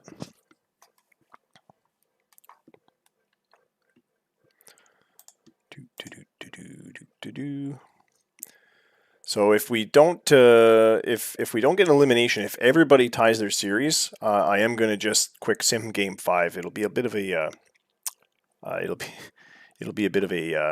anticlimactic game 5 end of the stream, but I'll do the Chicago Montreal series. Wait, did I already do that one? No, I haven't done New York and Toronto, have I? That's the one I haven't done yet. Oh, I'm in Toronto. Stadium's so... Oh, the camera. Oh. All right. 10:05 California. Let's fix the schedule again. So give me a moment to fix the schedule.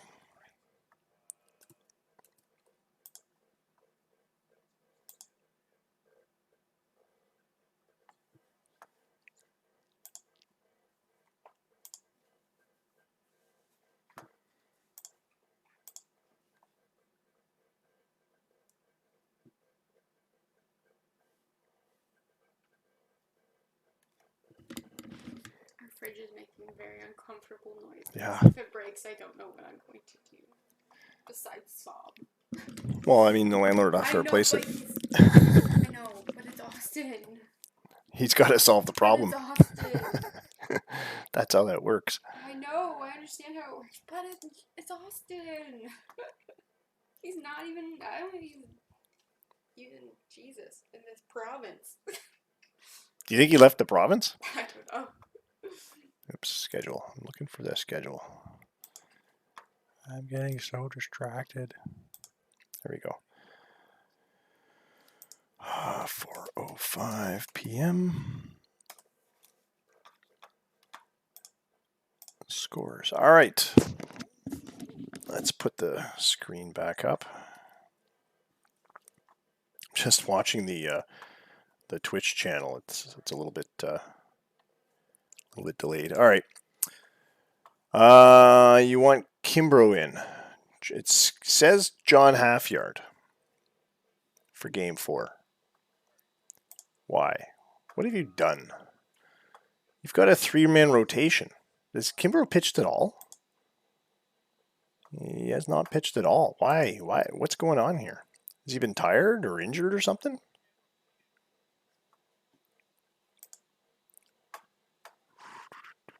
Who pitched game 1? Halfyard again. What is it doing? Are you on 7-day lineups? No.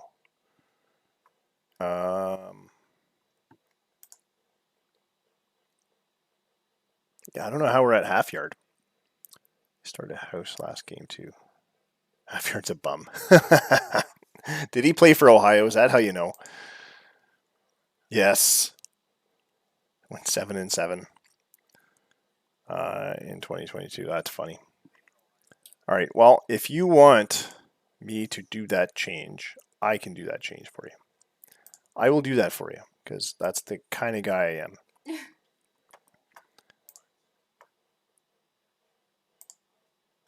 Kimbrough apparently hasn't been used much. I cannot believe that he has not pitched. It says strict order. I don't know why. What the glitch is. One of many former Oxens still polluting the league. That's funny. Then half year for Game 5 if we have one. All right. So Kimbrough in the rotation for some reason has not pitched yet in the postseason, which is bizarre that it's done that. I don't know why. I did pull your export as clearly you saw. Like this is what you set. Oh, no depth. You only have one catcher? What is going on here? 13 players. Do you have a full roster? You got 13 pitchers. Deep bullpen. But yeah, for some reason, Kimbrough was not doing anything. All right. Now we'll go to the scores. Kimbrough against Marco Almaguer. New York leads the series 2-1. Almaguer, by the way, the 23-year-old, had a terrible record on the year. But then he started playing AAA and he started doing a little bit better. So I like his fastball rating. He's a power pitcher. Yeah, he's only rated 2 stars, but of the options I had, I went with him. The beast. Yeah, I don't know how much of a beast he really is. But anyway, let's save this game now. So every series now up for elimination. Rollins hosting McWeeny in Montreal. Chicago leads that series. Casey Height leads the series against Nevada. He's starting for California. Al Woodridge for Nevada. Shino Morimoto for Washington. Tommy Duff pitching for Miami. Miami leads that series 2-1. Without further ado, Game 3. Got a triple header tonight. Guys should be throwing bits at me, going, woo! Yeah, triple header. Playoffs. It's the playoffs. But I won't do another giveaway. We'll do the giveaways. We'll do more giveaways on Thursday. How's that sound, guys? All right. Flores, Matundu, Hooper, Dugan, Perrin, Araki, Garcia, Smith, and Fox in the lineup for New York. Good luck, Dustin. Dan Kimbrough, who's 2-1 against Toronto this year, but with a 5.55 ERA. He is going to take the mound. Oh, Metro's beer mead, except it's 12:30 and I'm not drinking any more beer because it kills my heartburn. But I'll put a rain check on that one and drink to your health on Thursday. Jay Palangan leading off for the Nomads. He is 4 for 7 against Kimbrough, and this is probably why I put him in there to lead off. I do have better hitters on the team, but he was pretty good this year. Mike Ryba batting second. Win Lurte. Joseph Dumoulin batting cleanup. Carolina Reaper, who went 8 for 15 against Kimbrough. Shannon Stone, Sam Ideals, James Richardson, and Charlie Potter, who did not hit well against Kimbrough at all. Who won the giveaway? Who was it again? It was the Doctor. The Doctor won the mug, and the hat went to Legacy, if I recall correctly. Marco Almaguer pitching for Toronto. He was a call-up. He only had he pitched out of the bullpen most of the year, and but the strikeout numbers is what I was interested in. That's why he's in. Without further ado, let's get this game underway.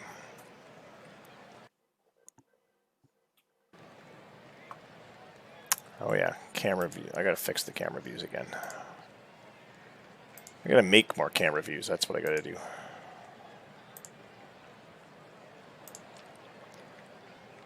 Alrighty. Where am I showing up there? Good. All right. Top of the first, New York is putting up Ramiro Flores. They lead this series 2-1. Marco Almaguer pitching for Toronto. The young kid getting a big start in the postseason. This is for all the marbles. A win for the Dragons will eliminate Toronto, and they will move on to face the winner of the Metro's Chicago Pitbull series, which is also underway. Flores grounds to third to start off this game, and it's one out. Kian Matundu at the plate. Just 2 hits and 14 at-bats in the postseason. Did fairly well against Toronto during the regular season. But sometimes the playoffs is a different ball game. Grounds to first, and he's retired, and now Jim Hooper up to the plate. Al McGuire, the pitch, swing, and a ground ball to short. There's the throw to first, and the Nomads have handily retired New York. 1-2-3 to start off the first. Here's Jay Palangan. Palangan just 1 hit so far in the postseason, but this is his first time facing Dan Kimbrough. 1-2 pitch, swing and a miss. He goes down on a cutter, and he is sent packing indeed. Mike Ryba next up. Swing and a miss, and Kimbrough fans him again. Kimbrough was the Lake League leader in strikeouts, if I'm not mistaken. Win Lurte at the plate. The lefty facing off against the right-handed Kimbrough. 1-0 count. Swing, and it's a straight up the middle line drive, but right into the glove of Flores, who makes the catch. So 1-2-3 inning for Toronto. And now we'll go to the second. We'll check the out-of-town scores. I think there's some scoring already in Chicago, in the Montreal-Chicago game. Indeed. John Guillo has singled. Kino scoring. It's bases loaded with 2 outs in the top of the first. Montreal is not even hit yet. 0-0 in Cali, where they're hosting Nevada for Game 4 of that series. And Miami-Washington still 0-0. Back to the game action here in Toronto at GTAGunsafety.com Stadium. Gotta plug my side business. What's that? Not an ad at all. Well, it's naming rights. I get to name my own stadium after my business. A perpetual naming rights. 2-2 count on Dugan, who sends this one deep to right center. It's not coming back. Dugan with another home run. He had 2 home runs in Game 3. And that is his 5th of the postseason. Dugan with a leadoff homer in the second has put New York on the scoreboard. Congrats there, Dustin. Yeah, he's definitely your future first baseman for sure. Let's take a look at Dugan here. How young is he? He's 24. He's still got some development to go. He hit 19 home runs on the year and hit 277. Yeah, he didn't even play a full season. So he's going to do quite well. He's got a great eye too. So combine that power, 65 power with a 70 eye, he should do quite well. 1-0 count to Charlie Perrin. He's plunked. Al McGuire not happy after giving up a long ball to Dugan. But Perrin takes his base without any grumbling. He's going to let his speed answer, I think. No outs. Racky at the plate. He's swinging for the fences, but it's going to come down in mid-right center. Win Lurte makes the catch. Perrin has got nowhere to go, and here's Adrian Garcia. 3-1 pitch. He goes to the right side, and Win Lurte's got a bead on that one. He makes a catch, 2 away.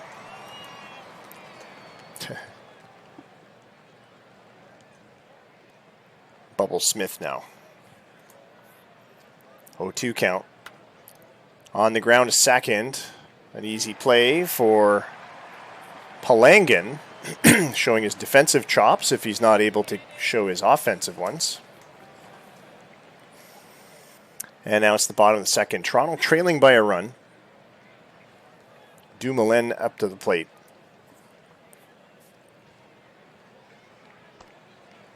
Draws a walk on that splitter, which missed the zone. It was low and outside for the lefty Dumoulin. Carolina Reapers up to the plate. And then it'll be a string of 3 more lefties against Kimbrough. Stone, a switch hitter, will be batting from the left side. 0-2 count to Carolina Reaper. Kimbrough teeing up another strikeout. He does. Changeup gets him. Kimbrough definitely better against the right-handed hitters tonight. Not so much against the lefties. Here's Shannon Stone. 1 ball, 2 strikes. Swing and a miss, and he goes down. And that'll bring up Sammy Idials with 2 out and a runner at first. No balls, 2 strikes. He makes contact, ground ball to second, but a routine play for Matundu to first ends the inning. So Toronto gets a base runner on, but is unable to advance him past first, and they strand one.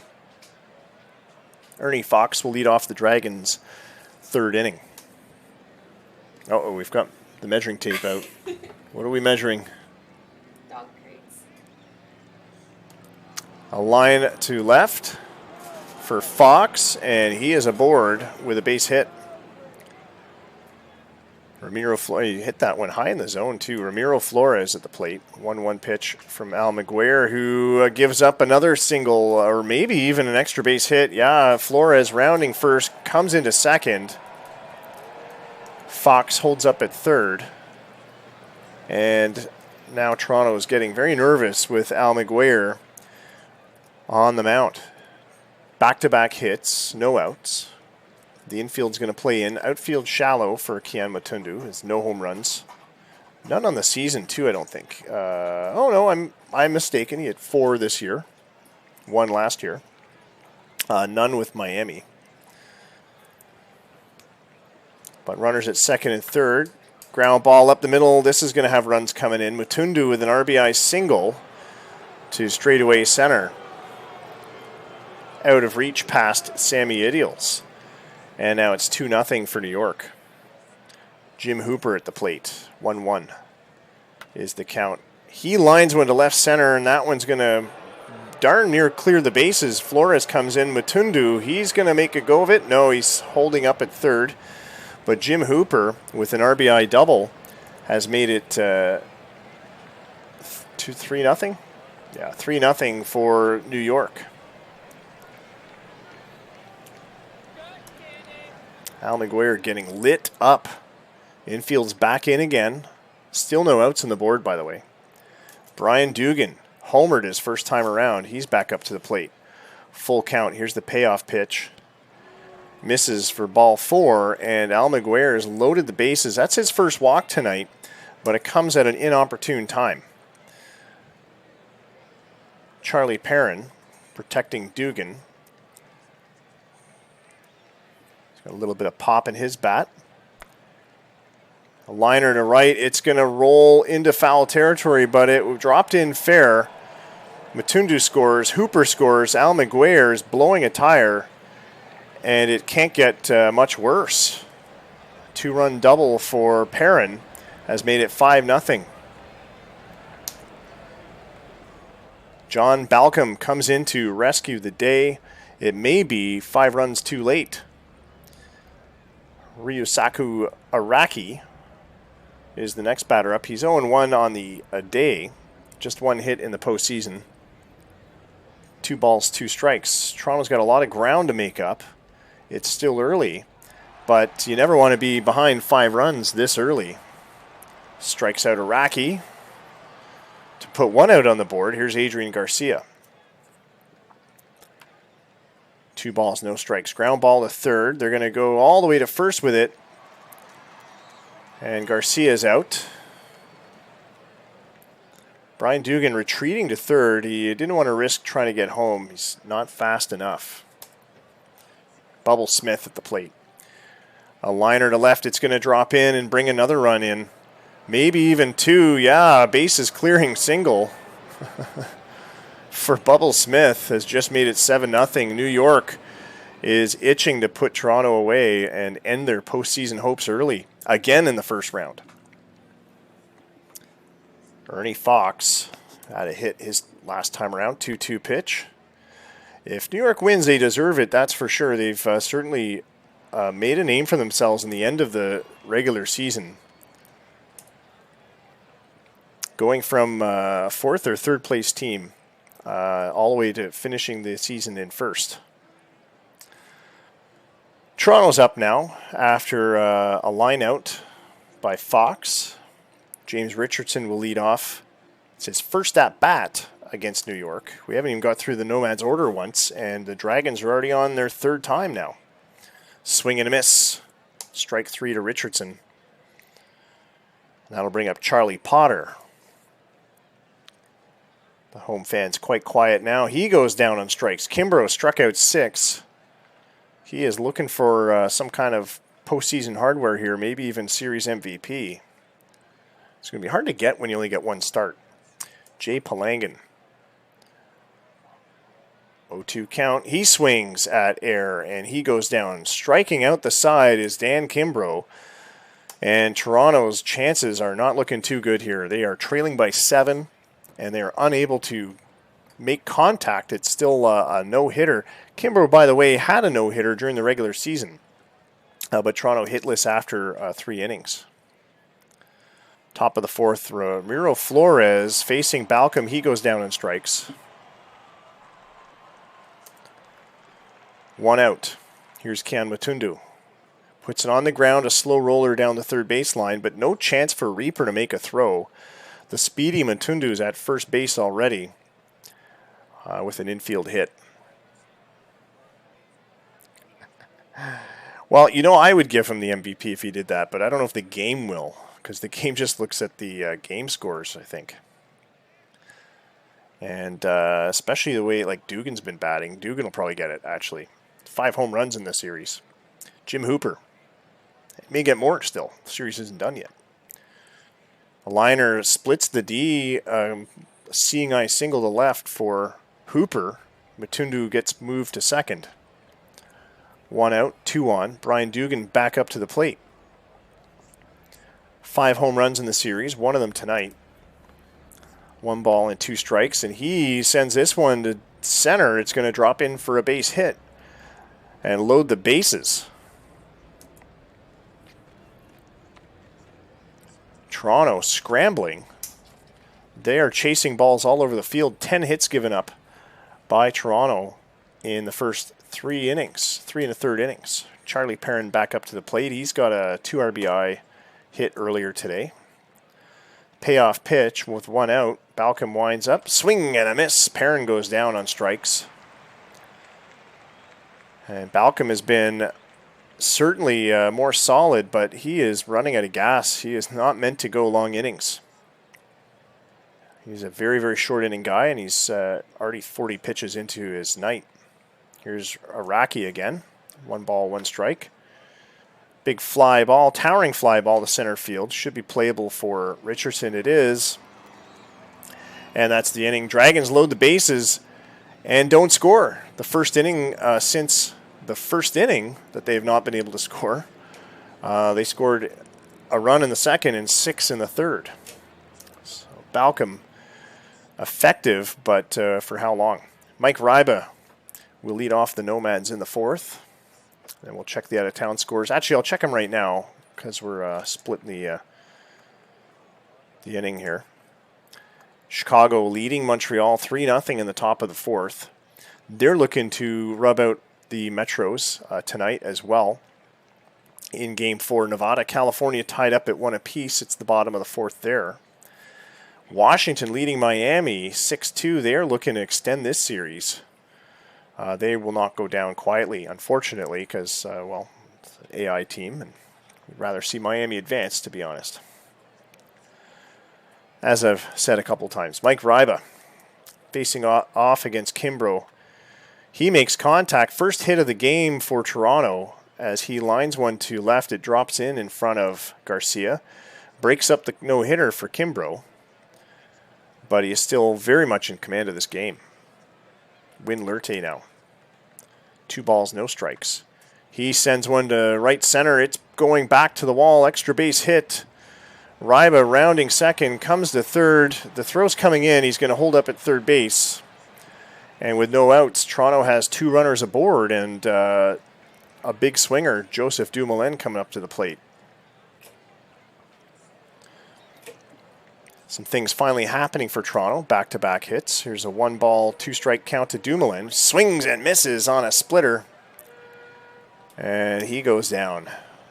Strikeout number 8 tonight for Kimbrough. Carolina Reaper. 0-2 count. Hit hard to straightaway center. It's over the head of Flores. 2 runs are coming in. Ryba, Lurte, and Reapers cleared the bases with that double.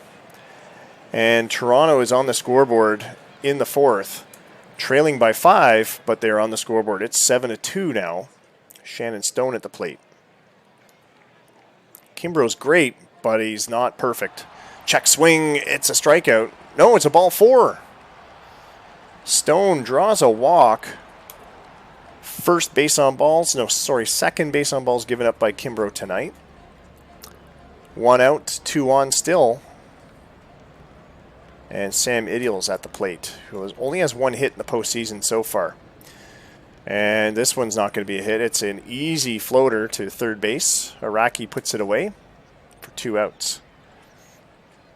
James Richardson steps up to bat. 2 on, 2 out. 1-2 count. Slices it down the third baseline into the corner.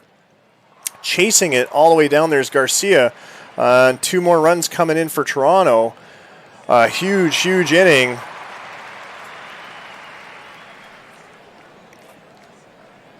Reaper just crosses the plate as the tag comes in, and Fox was unable to swipe the tag on him. So 4 runs scoring for Toronto. And New York's 7-run lead has just been cut in less than half. They are now in the lead by just 3 runs. Potter at the plate, Richardson at second. 2 outs, 1-1 count. Potter grounds back to Kimbrough. Kimbrough with the throw to first, and that's going to end the inning. But a huge inning for Toronto as they ramp up their scoring, finally getting on the scoreboard and getting some hits. Solving Kimbrough somewhat. But now Toronto's going to have to go through their bullpen, and Elwood Pierce is the next arm up. Third pitcher in, starting off the 5th inning. Adrian Garcia is at the plate. 2 balls, 2 strikes. He's got 3 hits in the postseason, none tonight. But he slices one to right field. That's going to drop in, and Lurte plays it back in quickly. But a leadoff single for Garcia puts him at first. He's got some speed. Bubble Smith has a hit tonight and a pair of RBIs. 2 RBI single. It was part of that big 6-run inning, and he pops one back to Pierce at the mound. An easy play for Pierce to put 1 out on the board. Here's the Desert Fox, Ernie Fox. The 1-2 count, and looks like Stone's going to play that one in foul territory. Makes the catch. The Nomads bench is pretty loaded. They've got Makanako Amano, a first baseman on the bench. They have another first baseman. I'm trying to remember who it was now. You'd think I'd know since I'm the GM and the manager. Here's Ramiro Flores, 1-0 count. Grounds to short. Playable for Idiels over to second, and that's going to end the inning. So Toronto manages to get out of another inning without giving up a run. They do give up 1 hit and leave 1 base runner stranded. Bottom of the 5th, Jay Palangan back around. The 2022 first-round draft pick, 3rd overall. Had a great season, but so far in the postseason, not so much. Hitting .313 and with 17 home runs on the year. The 23-year-old just has 1 base hit this playoff. 1-2 count from Kimbrough. And he's lining out to third base. I thought that was going to get past Araki, but Araki got there in time, made a squeeze on the ball, and that is out number 1. Here's Mike Ryba. 2-1 count to him. He sends this one to right. It's going deep. It's gone. Ryba, home run over the Sportsnet sign in right field. 421 feet. and that's cut the lead to 2. Toronto scoring in spades. They're going to make a game out of it. Here's Win Lurte. Ryba, that's his second home run of the postseason, by the way. 0-2 count to Lurte. Kimbrough, the pitch. It's grounded to third. Araki charging in, makes the throw, and that's 2 out. That'll bring up Joseph Dumoulin. Exciting stuff going on here. Ground ball to short. I didn't put the betting on for this one. Oh well. The ground out to short for Dumoulin ends the inning, but Toronto gets another one, and they are chasing down New York hard. The Dragons lead by 2. Kian Matundu is back up to the plate. He's had a game tonight. He's had 2 hits with an RBI. But before we continue, let's check the out-of-town scores. Chicago still leading Montreal 3-0. It's the bottom of the 5th. Montreal's got bases loaded but 2 outs. McWeeny pitching for Chicago. Rambo's homered already once tonight. Those other runs from Chicago coming on some ground balls, I think. Still 1-1 in California, where Nevada's facing off against Elimination there. They need a win to extend that series. And Washington leading Miami 9-2. They're trying to extend that series to make that one go to 5.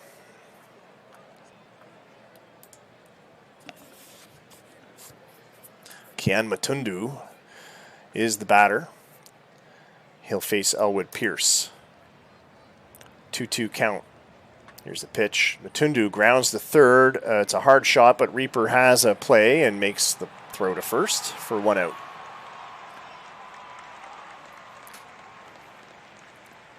Jim Hooper now, 2-1 count. Slices this one off to right field. It's going to drop in for a base hit. Lurte tosses it to the cutoff man. Hooper's going to stay put at first. And now it's Brian Dugan facing Oscar Harris. Harris has come in as the 4th pitcher for Toronto. Well, the Tigers no-hit to Seattle tonight, eh? Good for Detroit. Seattle needs to get no-hit more. Harris with a 1-2 count on Dugan strikes him out. 2 outs on the board with a runner at first, and now Charlie Perrin back up again. He's got a hit tonight and can be dangerous. 0-1 count. Launches one to left center. Running is Richardson, who gets there to the track but can't reach it. Perrin makes it 9-5 with a 2-run shot.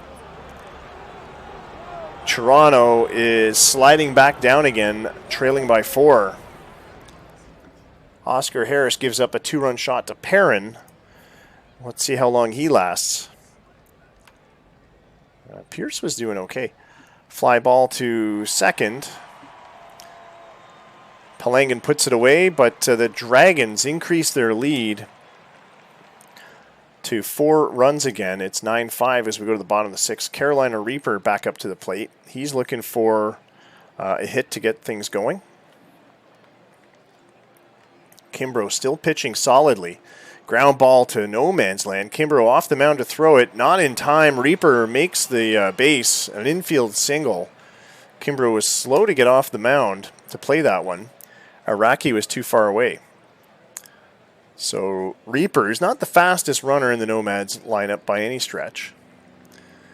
Has himself a leadoff single. Shannon Stone at the plate. 1 ball, 2 strikes. Ground ball to second, and they turn 2. That's going to put 2 outs on the board, and that's a bit of a rally killer for Toronto. Sammy Idials will step up to the plate now with nobody on and 2 outs. Had a terrible time against Kimbrough. Swing and a miss. He goes down. Nomads don't have a lot of shortstop options. So the Dragons get through that inning just facing 3 Nomads batters. Top of the 7th, New York up again. Adrian Garcia, the batter.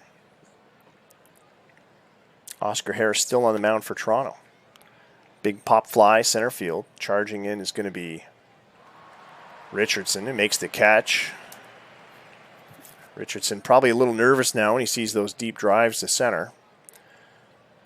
Here's Bubble Smith, 1-2 pitch.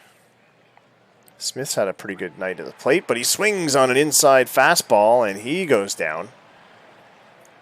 And now it's going to be Ernie Fox. Harris winds up.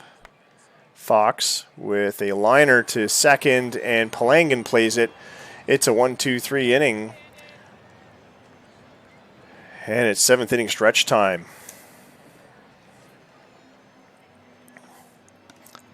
Toronto running out of outs here. They've got just 9 outs left to try to get 4 runs. And they can do it. They got 4 runs in the 4th. But how often does lightning strike the same place? Or how easy is it to catch lightning in a bottle? Or some kind of lightning something. James Richardson. 0-1 count. Kimbrough winds up. Pitching from the wind-up position. Ground ball to first. Played easily by Dugan.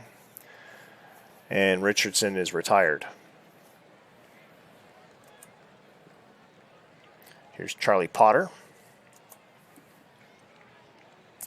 1 ball, 2 strikes. He swings at a Kimbrough offering, and Kimbrough's rung up 10 batters tonight. Despite his rocketing ERA, his 7.11 ERA, which is now down to 6.75, he has now rung up 10 batters. Jay Palangan at the plate, looking for his first hit tonight. Grounds to third. It's not going to be that one. Iraqi with the throw to first, and it's a 1-2-3 inning for Toronto. So a waste of 3 outs for the Nomads, who are facing elimination in just 6 more outs. Ramiro Flores at the plate. Montreal on the scoreboard, by the way, against Chicago. It's 4-2. And as it's the 8th, we're going to check the out-of-town scoreboard. Let's see here. Chicago 4-2 now, going into the 7th. That game a little bit behind this one. Carlos Collazos picks up 4 hits in the Washington-Miami game. Washington leading 11-4. It looks like that one's going to go to game 5, I think. California leading Nevada 2-1, and now in the top of the 8th, Nevada's got the pressure on to score or be eliminated. Let's see if we can find the scoring plays here. Martinez hit a sac fly, scoring Martin. Joel Dudkowski walked and scored Tosnia. So those were the 2 runs for Miami that got them up to 4. But then it's been all Washington since then. Montreal walked Graham Fenwick, scoring Dickie Doyle to get a 2nd run. And then where did Chicago get their... John Rambo hit a solo shot, his 2nd of the night. And that put Chicago back up 4-2. Ramiro Flores leading off the 8th for the Dragons. Oscar Harris still pitching for Toronto. It's a ground ball back to the mound. Harris with the throw to first, and that's 1 easy out. Kian Matundu the batter. 2 balls, 2 strikes. Harris winds up. Straightaway center, but looks like Richardson has a bead on it. Makes the catch. And now it's Jim Hooper. 1-0 count.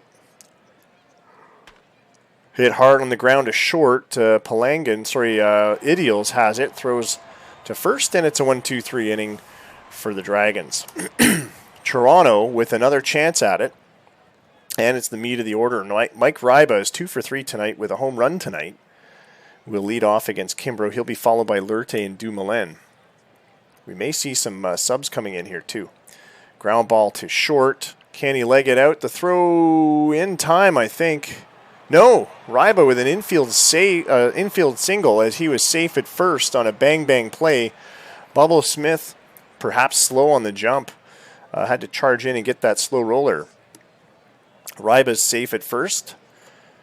Win Lurte now. He swings and puts this one to center field. It's going to drop in for a base hit in front of Flores. And all of a sudden, Toronto's got 2 base runners on. Their first 2 batters are aboard. Joseph Dumoulin, 4 hits in the postseason, none tonight. The 1-1 count. Goodbye. Dumoulin with a 3-run bomb to right field that was still sailing. I think it hit the second deck. Took that 1-1 cutter outside of the zone and launched it. It is now a 1-run ball game after Dumoulin hit a 3-run shot. Now things are exciting. Suddenly, Toronto is in a position where they may be able to wedge into this game and force a 5th game. Carolina Reaper at the plate. 2 for 3 tonight. Dumoulin's home run drought couldn't have ended at a better time for Toronto. Reaper lines out to short, but the fans are suddenly excited. They're awake again. Shannon Stone is the batter. 0-1 count. Acevedo in to pitch, by the way. Kimbrough said goodnight. Shannon Stone with a deep drive to right, but it's caught on the track. 2 out. Sammy Idiels. 3-1 count. Lines one to right. That's going to be a base hit. And Toronto wants to keep the momentum going. It's going to be Richardson, so far the second best hitter in the postseason for Toronto. He's 1 for 3 tonight, 4 for 13 in the series. Hits this one up the middle, but it's going to be caught by Smith. An easy out at second to force Idiels. And Toronto has 3 outs, but they get 3 runs, and they are chasing the Dragons down again. That 2-run inning that New York had in the 6th, suddenly looking like a real downer for Toronto, who would be leading now if it wasn't for that those 2 runs. They'd be leading 8-7. But New York still in the command of this game, 9-8, just by a run. Takahiro Murayama, the closer, is going to come in to pitch for Toronto. The Nomads looking to stop New York from adding to their lead and hope to give themselves a chance at a walk-off. It's a full count to Brian Dugan, who's a tough customer, even for Murayama, who was up there in the season saves and is a potential Rookie of the Year. Gives up a walk to Dugan to start off the 9th. Here's Charlie Perrin, who had a 2-run bomb earlier. 1-2 count. Ground ball to short. And they get 1. They get the lead runner, Dugan, but they weren't going to risk a throw to first to try to get 2. Charlie Perrin too quick. And an overthrow would have put him at second anyway. Here's Araki. 1 away. There goes the runner, and Potter with the throw to second. He's out! Charlie Perrin gunned down, trying to steal second. Maybe he didn't get a big enough jump, but he's a fast runner. But Potter guns him down, and now it's Araki at the plate with nobody on. 3-0 count, 2 outs. A pop-up to shallow center, played by Palangan. And that's it for New York. They're going to have to be satisfied with 9 runs. Toronto is going to face Steve Orkin. In the bottom of the 9th, Charlie Potter is staying in to lead off the 9th inning. He's got only 2 hits in the postseason. I could think of a better catcher to hit, and he goes down on strikes. No pinch hitting going on at all. Here's Jay Palangan. Unbelievable. 1-2 pitch to him. Orkin sends it in there. A ground ball to short, but Smith with the throw gets him, and it's all down to 1 out. New York is 1 out away from advancing to round 2. And here's Mike Ryba. By the way, Chicago leading their series. It's looking like it's going to be a New York-Chicago Lake League championship. Mike Ryba at the plate. 1-2 pitch. Swing, and it's a pop-up to shallow right. Second baseman's out to get it, Matundu, and that's the ball game. New York wins 9-8 in this elimination game, and Toronto's playoff hopes are dashed early as they are eliminated in the first round. New York goes on to face, very likely going to be Chicago in the Lake League Championships, but let's check those games right now. Congrats, Dustin. Well earned. You made it to round 2. And you only came in, I think, at the beginning of the year or just before the season? I can't remember exactly when you came in, but oh no, you came in like fairly late, I think. Well, anyway, the team wasn't. No, you came in before the season, but the team was up and down through the standings, and to pull them out like that at the end of the year is definitely worthy of respect. I think you got my vote for GM of the year, in fact. Which, as a reminder to the GMs watching, Stats Plus, the end of season award voting is open, so you can make those votes tonight, right after the game, if you want.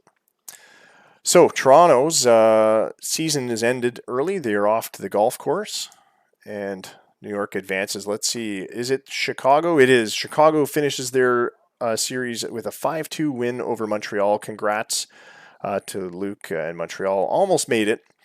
But Chicago's a tough customer. If anyone was going to do it, it would have been Montreal, though. But let's see how New York does. New York's been on the ascendant and scoring, and they've got good pitching. So this could be the right combination to see them through to the Bull Cup final against and take out Chicago in the next round. Washington has tied up their series with Miami 11-5. This would be a drag if Miami is eliminated. The Tidals win their series 3-1. Sorry, Jim. It came down to just one run. It was a 2-1 win for the Tidals. Congrats, Ben, though. A great season for Ben. An up and down Division 2, California and Nevada, trading places a couple times. Yeah, your rotation is messed up. I think New York said his rotation was messed up. So I'm not really sure what the deal was. But because Kimbrough, this was the first game Kimbrough pitched. And it should not have been. All right, so we've got one game left. It's the Miami-Washington game. It's a day off. It goes back to Miami. Oh, they've got somebody DFA'd. Demote to AAA. Was he even on the playoff roster? He was on the playoff roster, but he was waived and DFA'd. How was he on the playoff roster? Oy vey. You guys. Got to make sure the DFAs are clear. No game scheduled. Wait, just want to make sure that the one on the 9th is. Yep.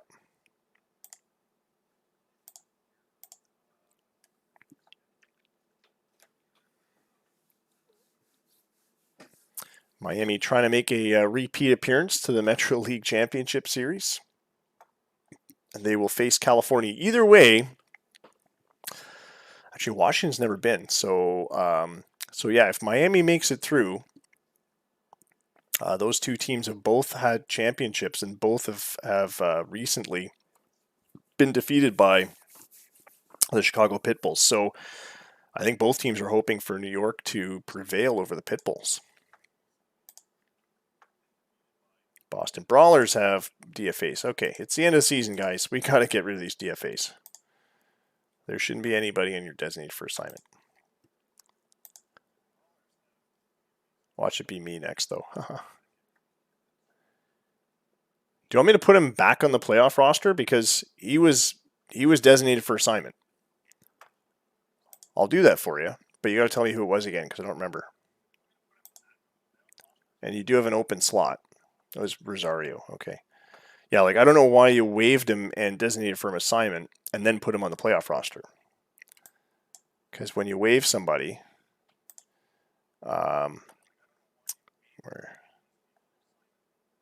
when you waive him, that takes him off your roster. In fact, it takes him off your 40-man roster, which is probably why he's not showing up in the 40-man roster. Where is he?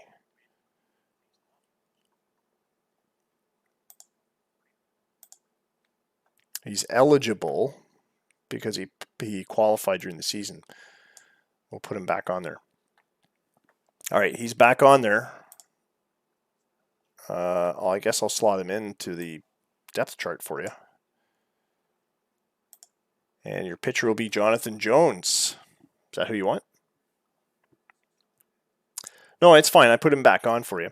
Who do you want to start this game? Jonesy? He's got your most wins.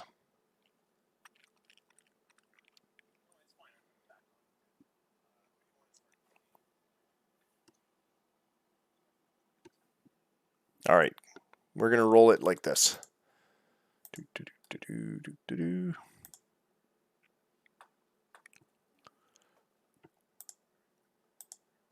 All right, good luck.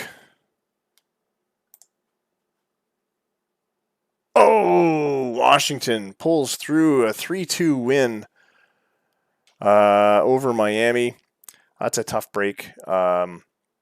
I was really hoping for Miami to advance because Washington, again, has no GM. But Washington goes through to, this could be their first Metro League Championship Series. I'm not even sure how many times they've been to the Metro League Championship Series. They've never been to a Pull Cup final.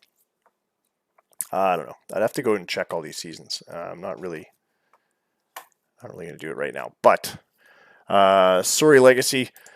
That's the way the cookie crumbles sometimes. All right, we'll advance to October 10th.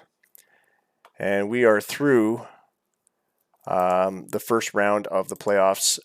Round 2, the Metro and Lake League Championship Series will start on, will take place on Thursday. They'll start and finish on Thursday. And there'll be some exciting series. Here was the tree. I'm just going to save this and put a league file up. So you guys have tomorrow and then Thursday by 9:30. Try and get that league file in. For those of you advancing, it's Ben, Dustin, and Scott. And that's it. Washington is an AI team, so I'm not touching them. I might go in and just let the AI manage the rosters again, but I think that's fine. I don't think they had any injuries or anything, so I don't. That would be the only thing I would do to keep injured players out of the active roster, the playoff roster. And yeah, they're good. So they seem to be doing okay with the computer running it. Wow. We'll check the news, see if there's anything important in the news. No. Oh, somebody signed an extension. Arizona signed David Michelle. Congrats, Doc. He's signed an extension for $12 million over 2 years. That's it. So congrats to the teams that advanced. Congrats to our raffle winners. Enjoy your swag. And we'll see you guys Thursday night. I'm going to put the league file up right now. I don't even think anyone's doing some baseball streams right now, but I will check because that's the kind of guy I am. It's just us. It's just us, everyone. We're the only people doing OOTP. Thanks for joining us. It was a fun night. Fun calling these games. I'm sad my team didn't advance, but congrats to all the teams that did. And we're going to push through the playoffs with round 2 on Thursday. The Bull Cup finals will be Saturday. May get a little bit of delayed start because I'll have my kids here, but it's a long weekend, so I don't care if they're up too late. And then that's it. And then we're into the postseason right after that. So that's why you got to get your votes in quickly because there's only a couple of sim nights for the postseason. And then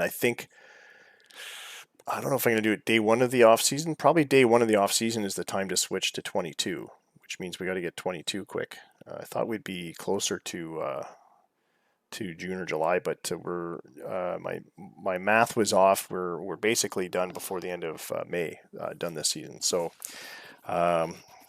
OTP 22 goes on sale around July, but that's okay. I don't mind paying full price. All right, guys. Thanks again, and I'll see you Thursday night. It was a fun time, and till next time, that's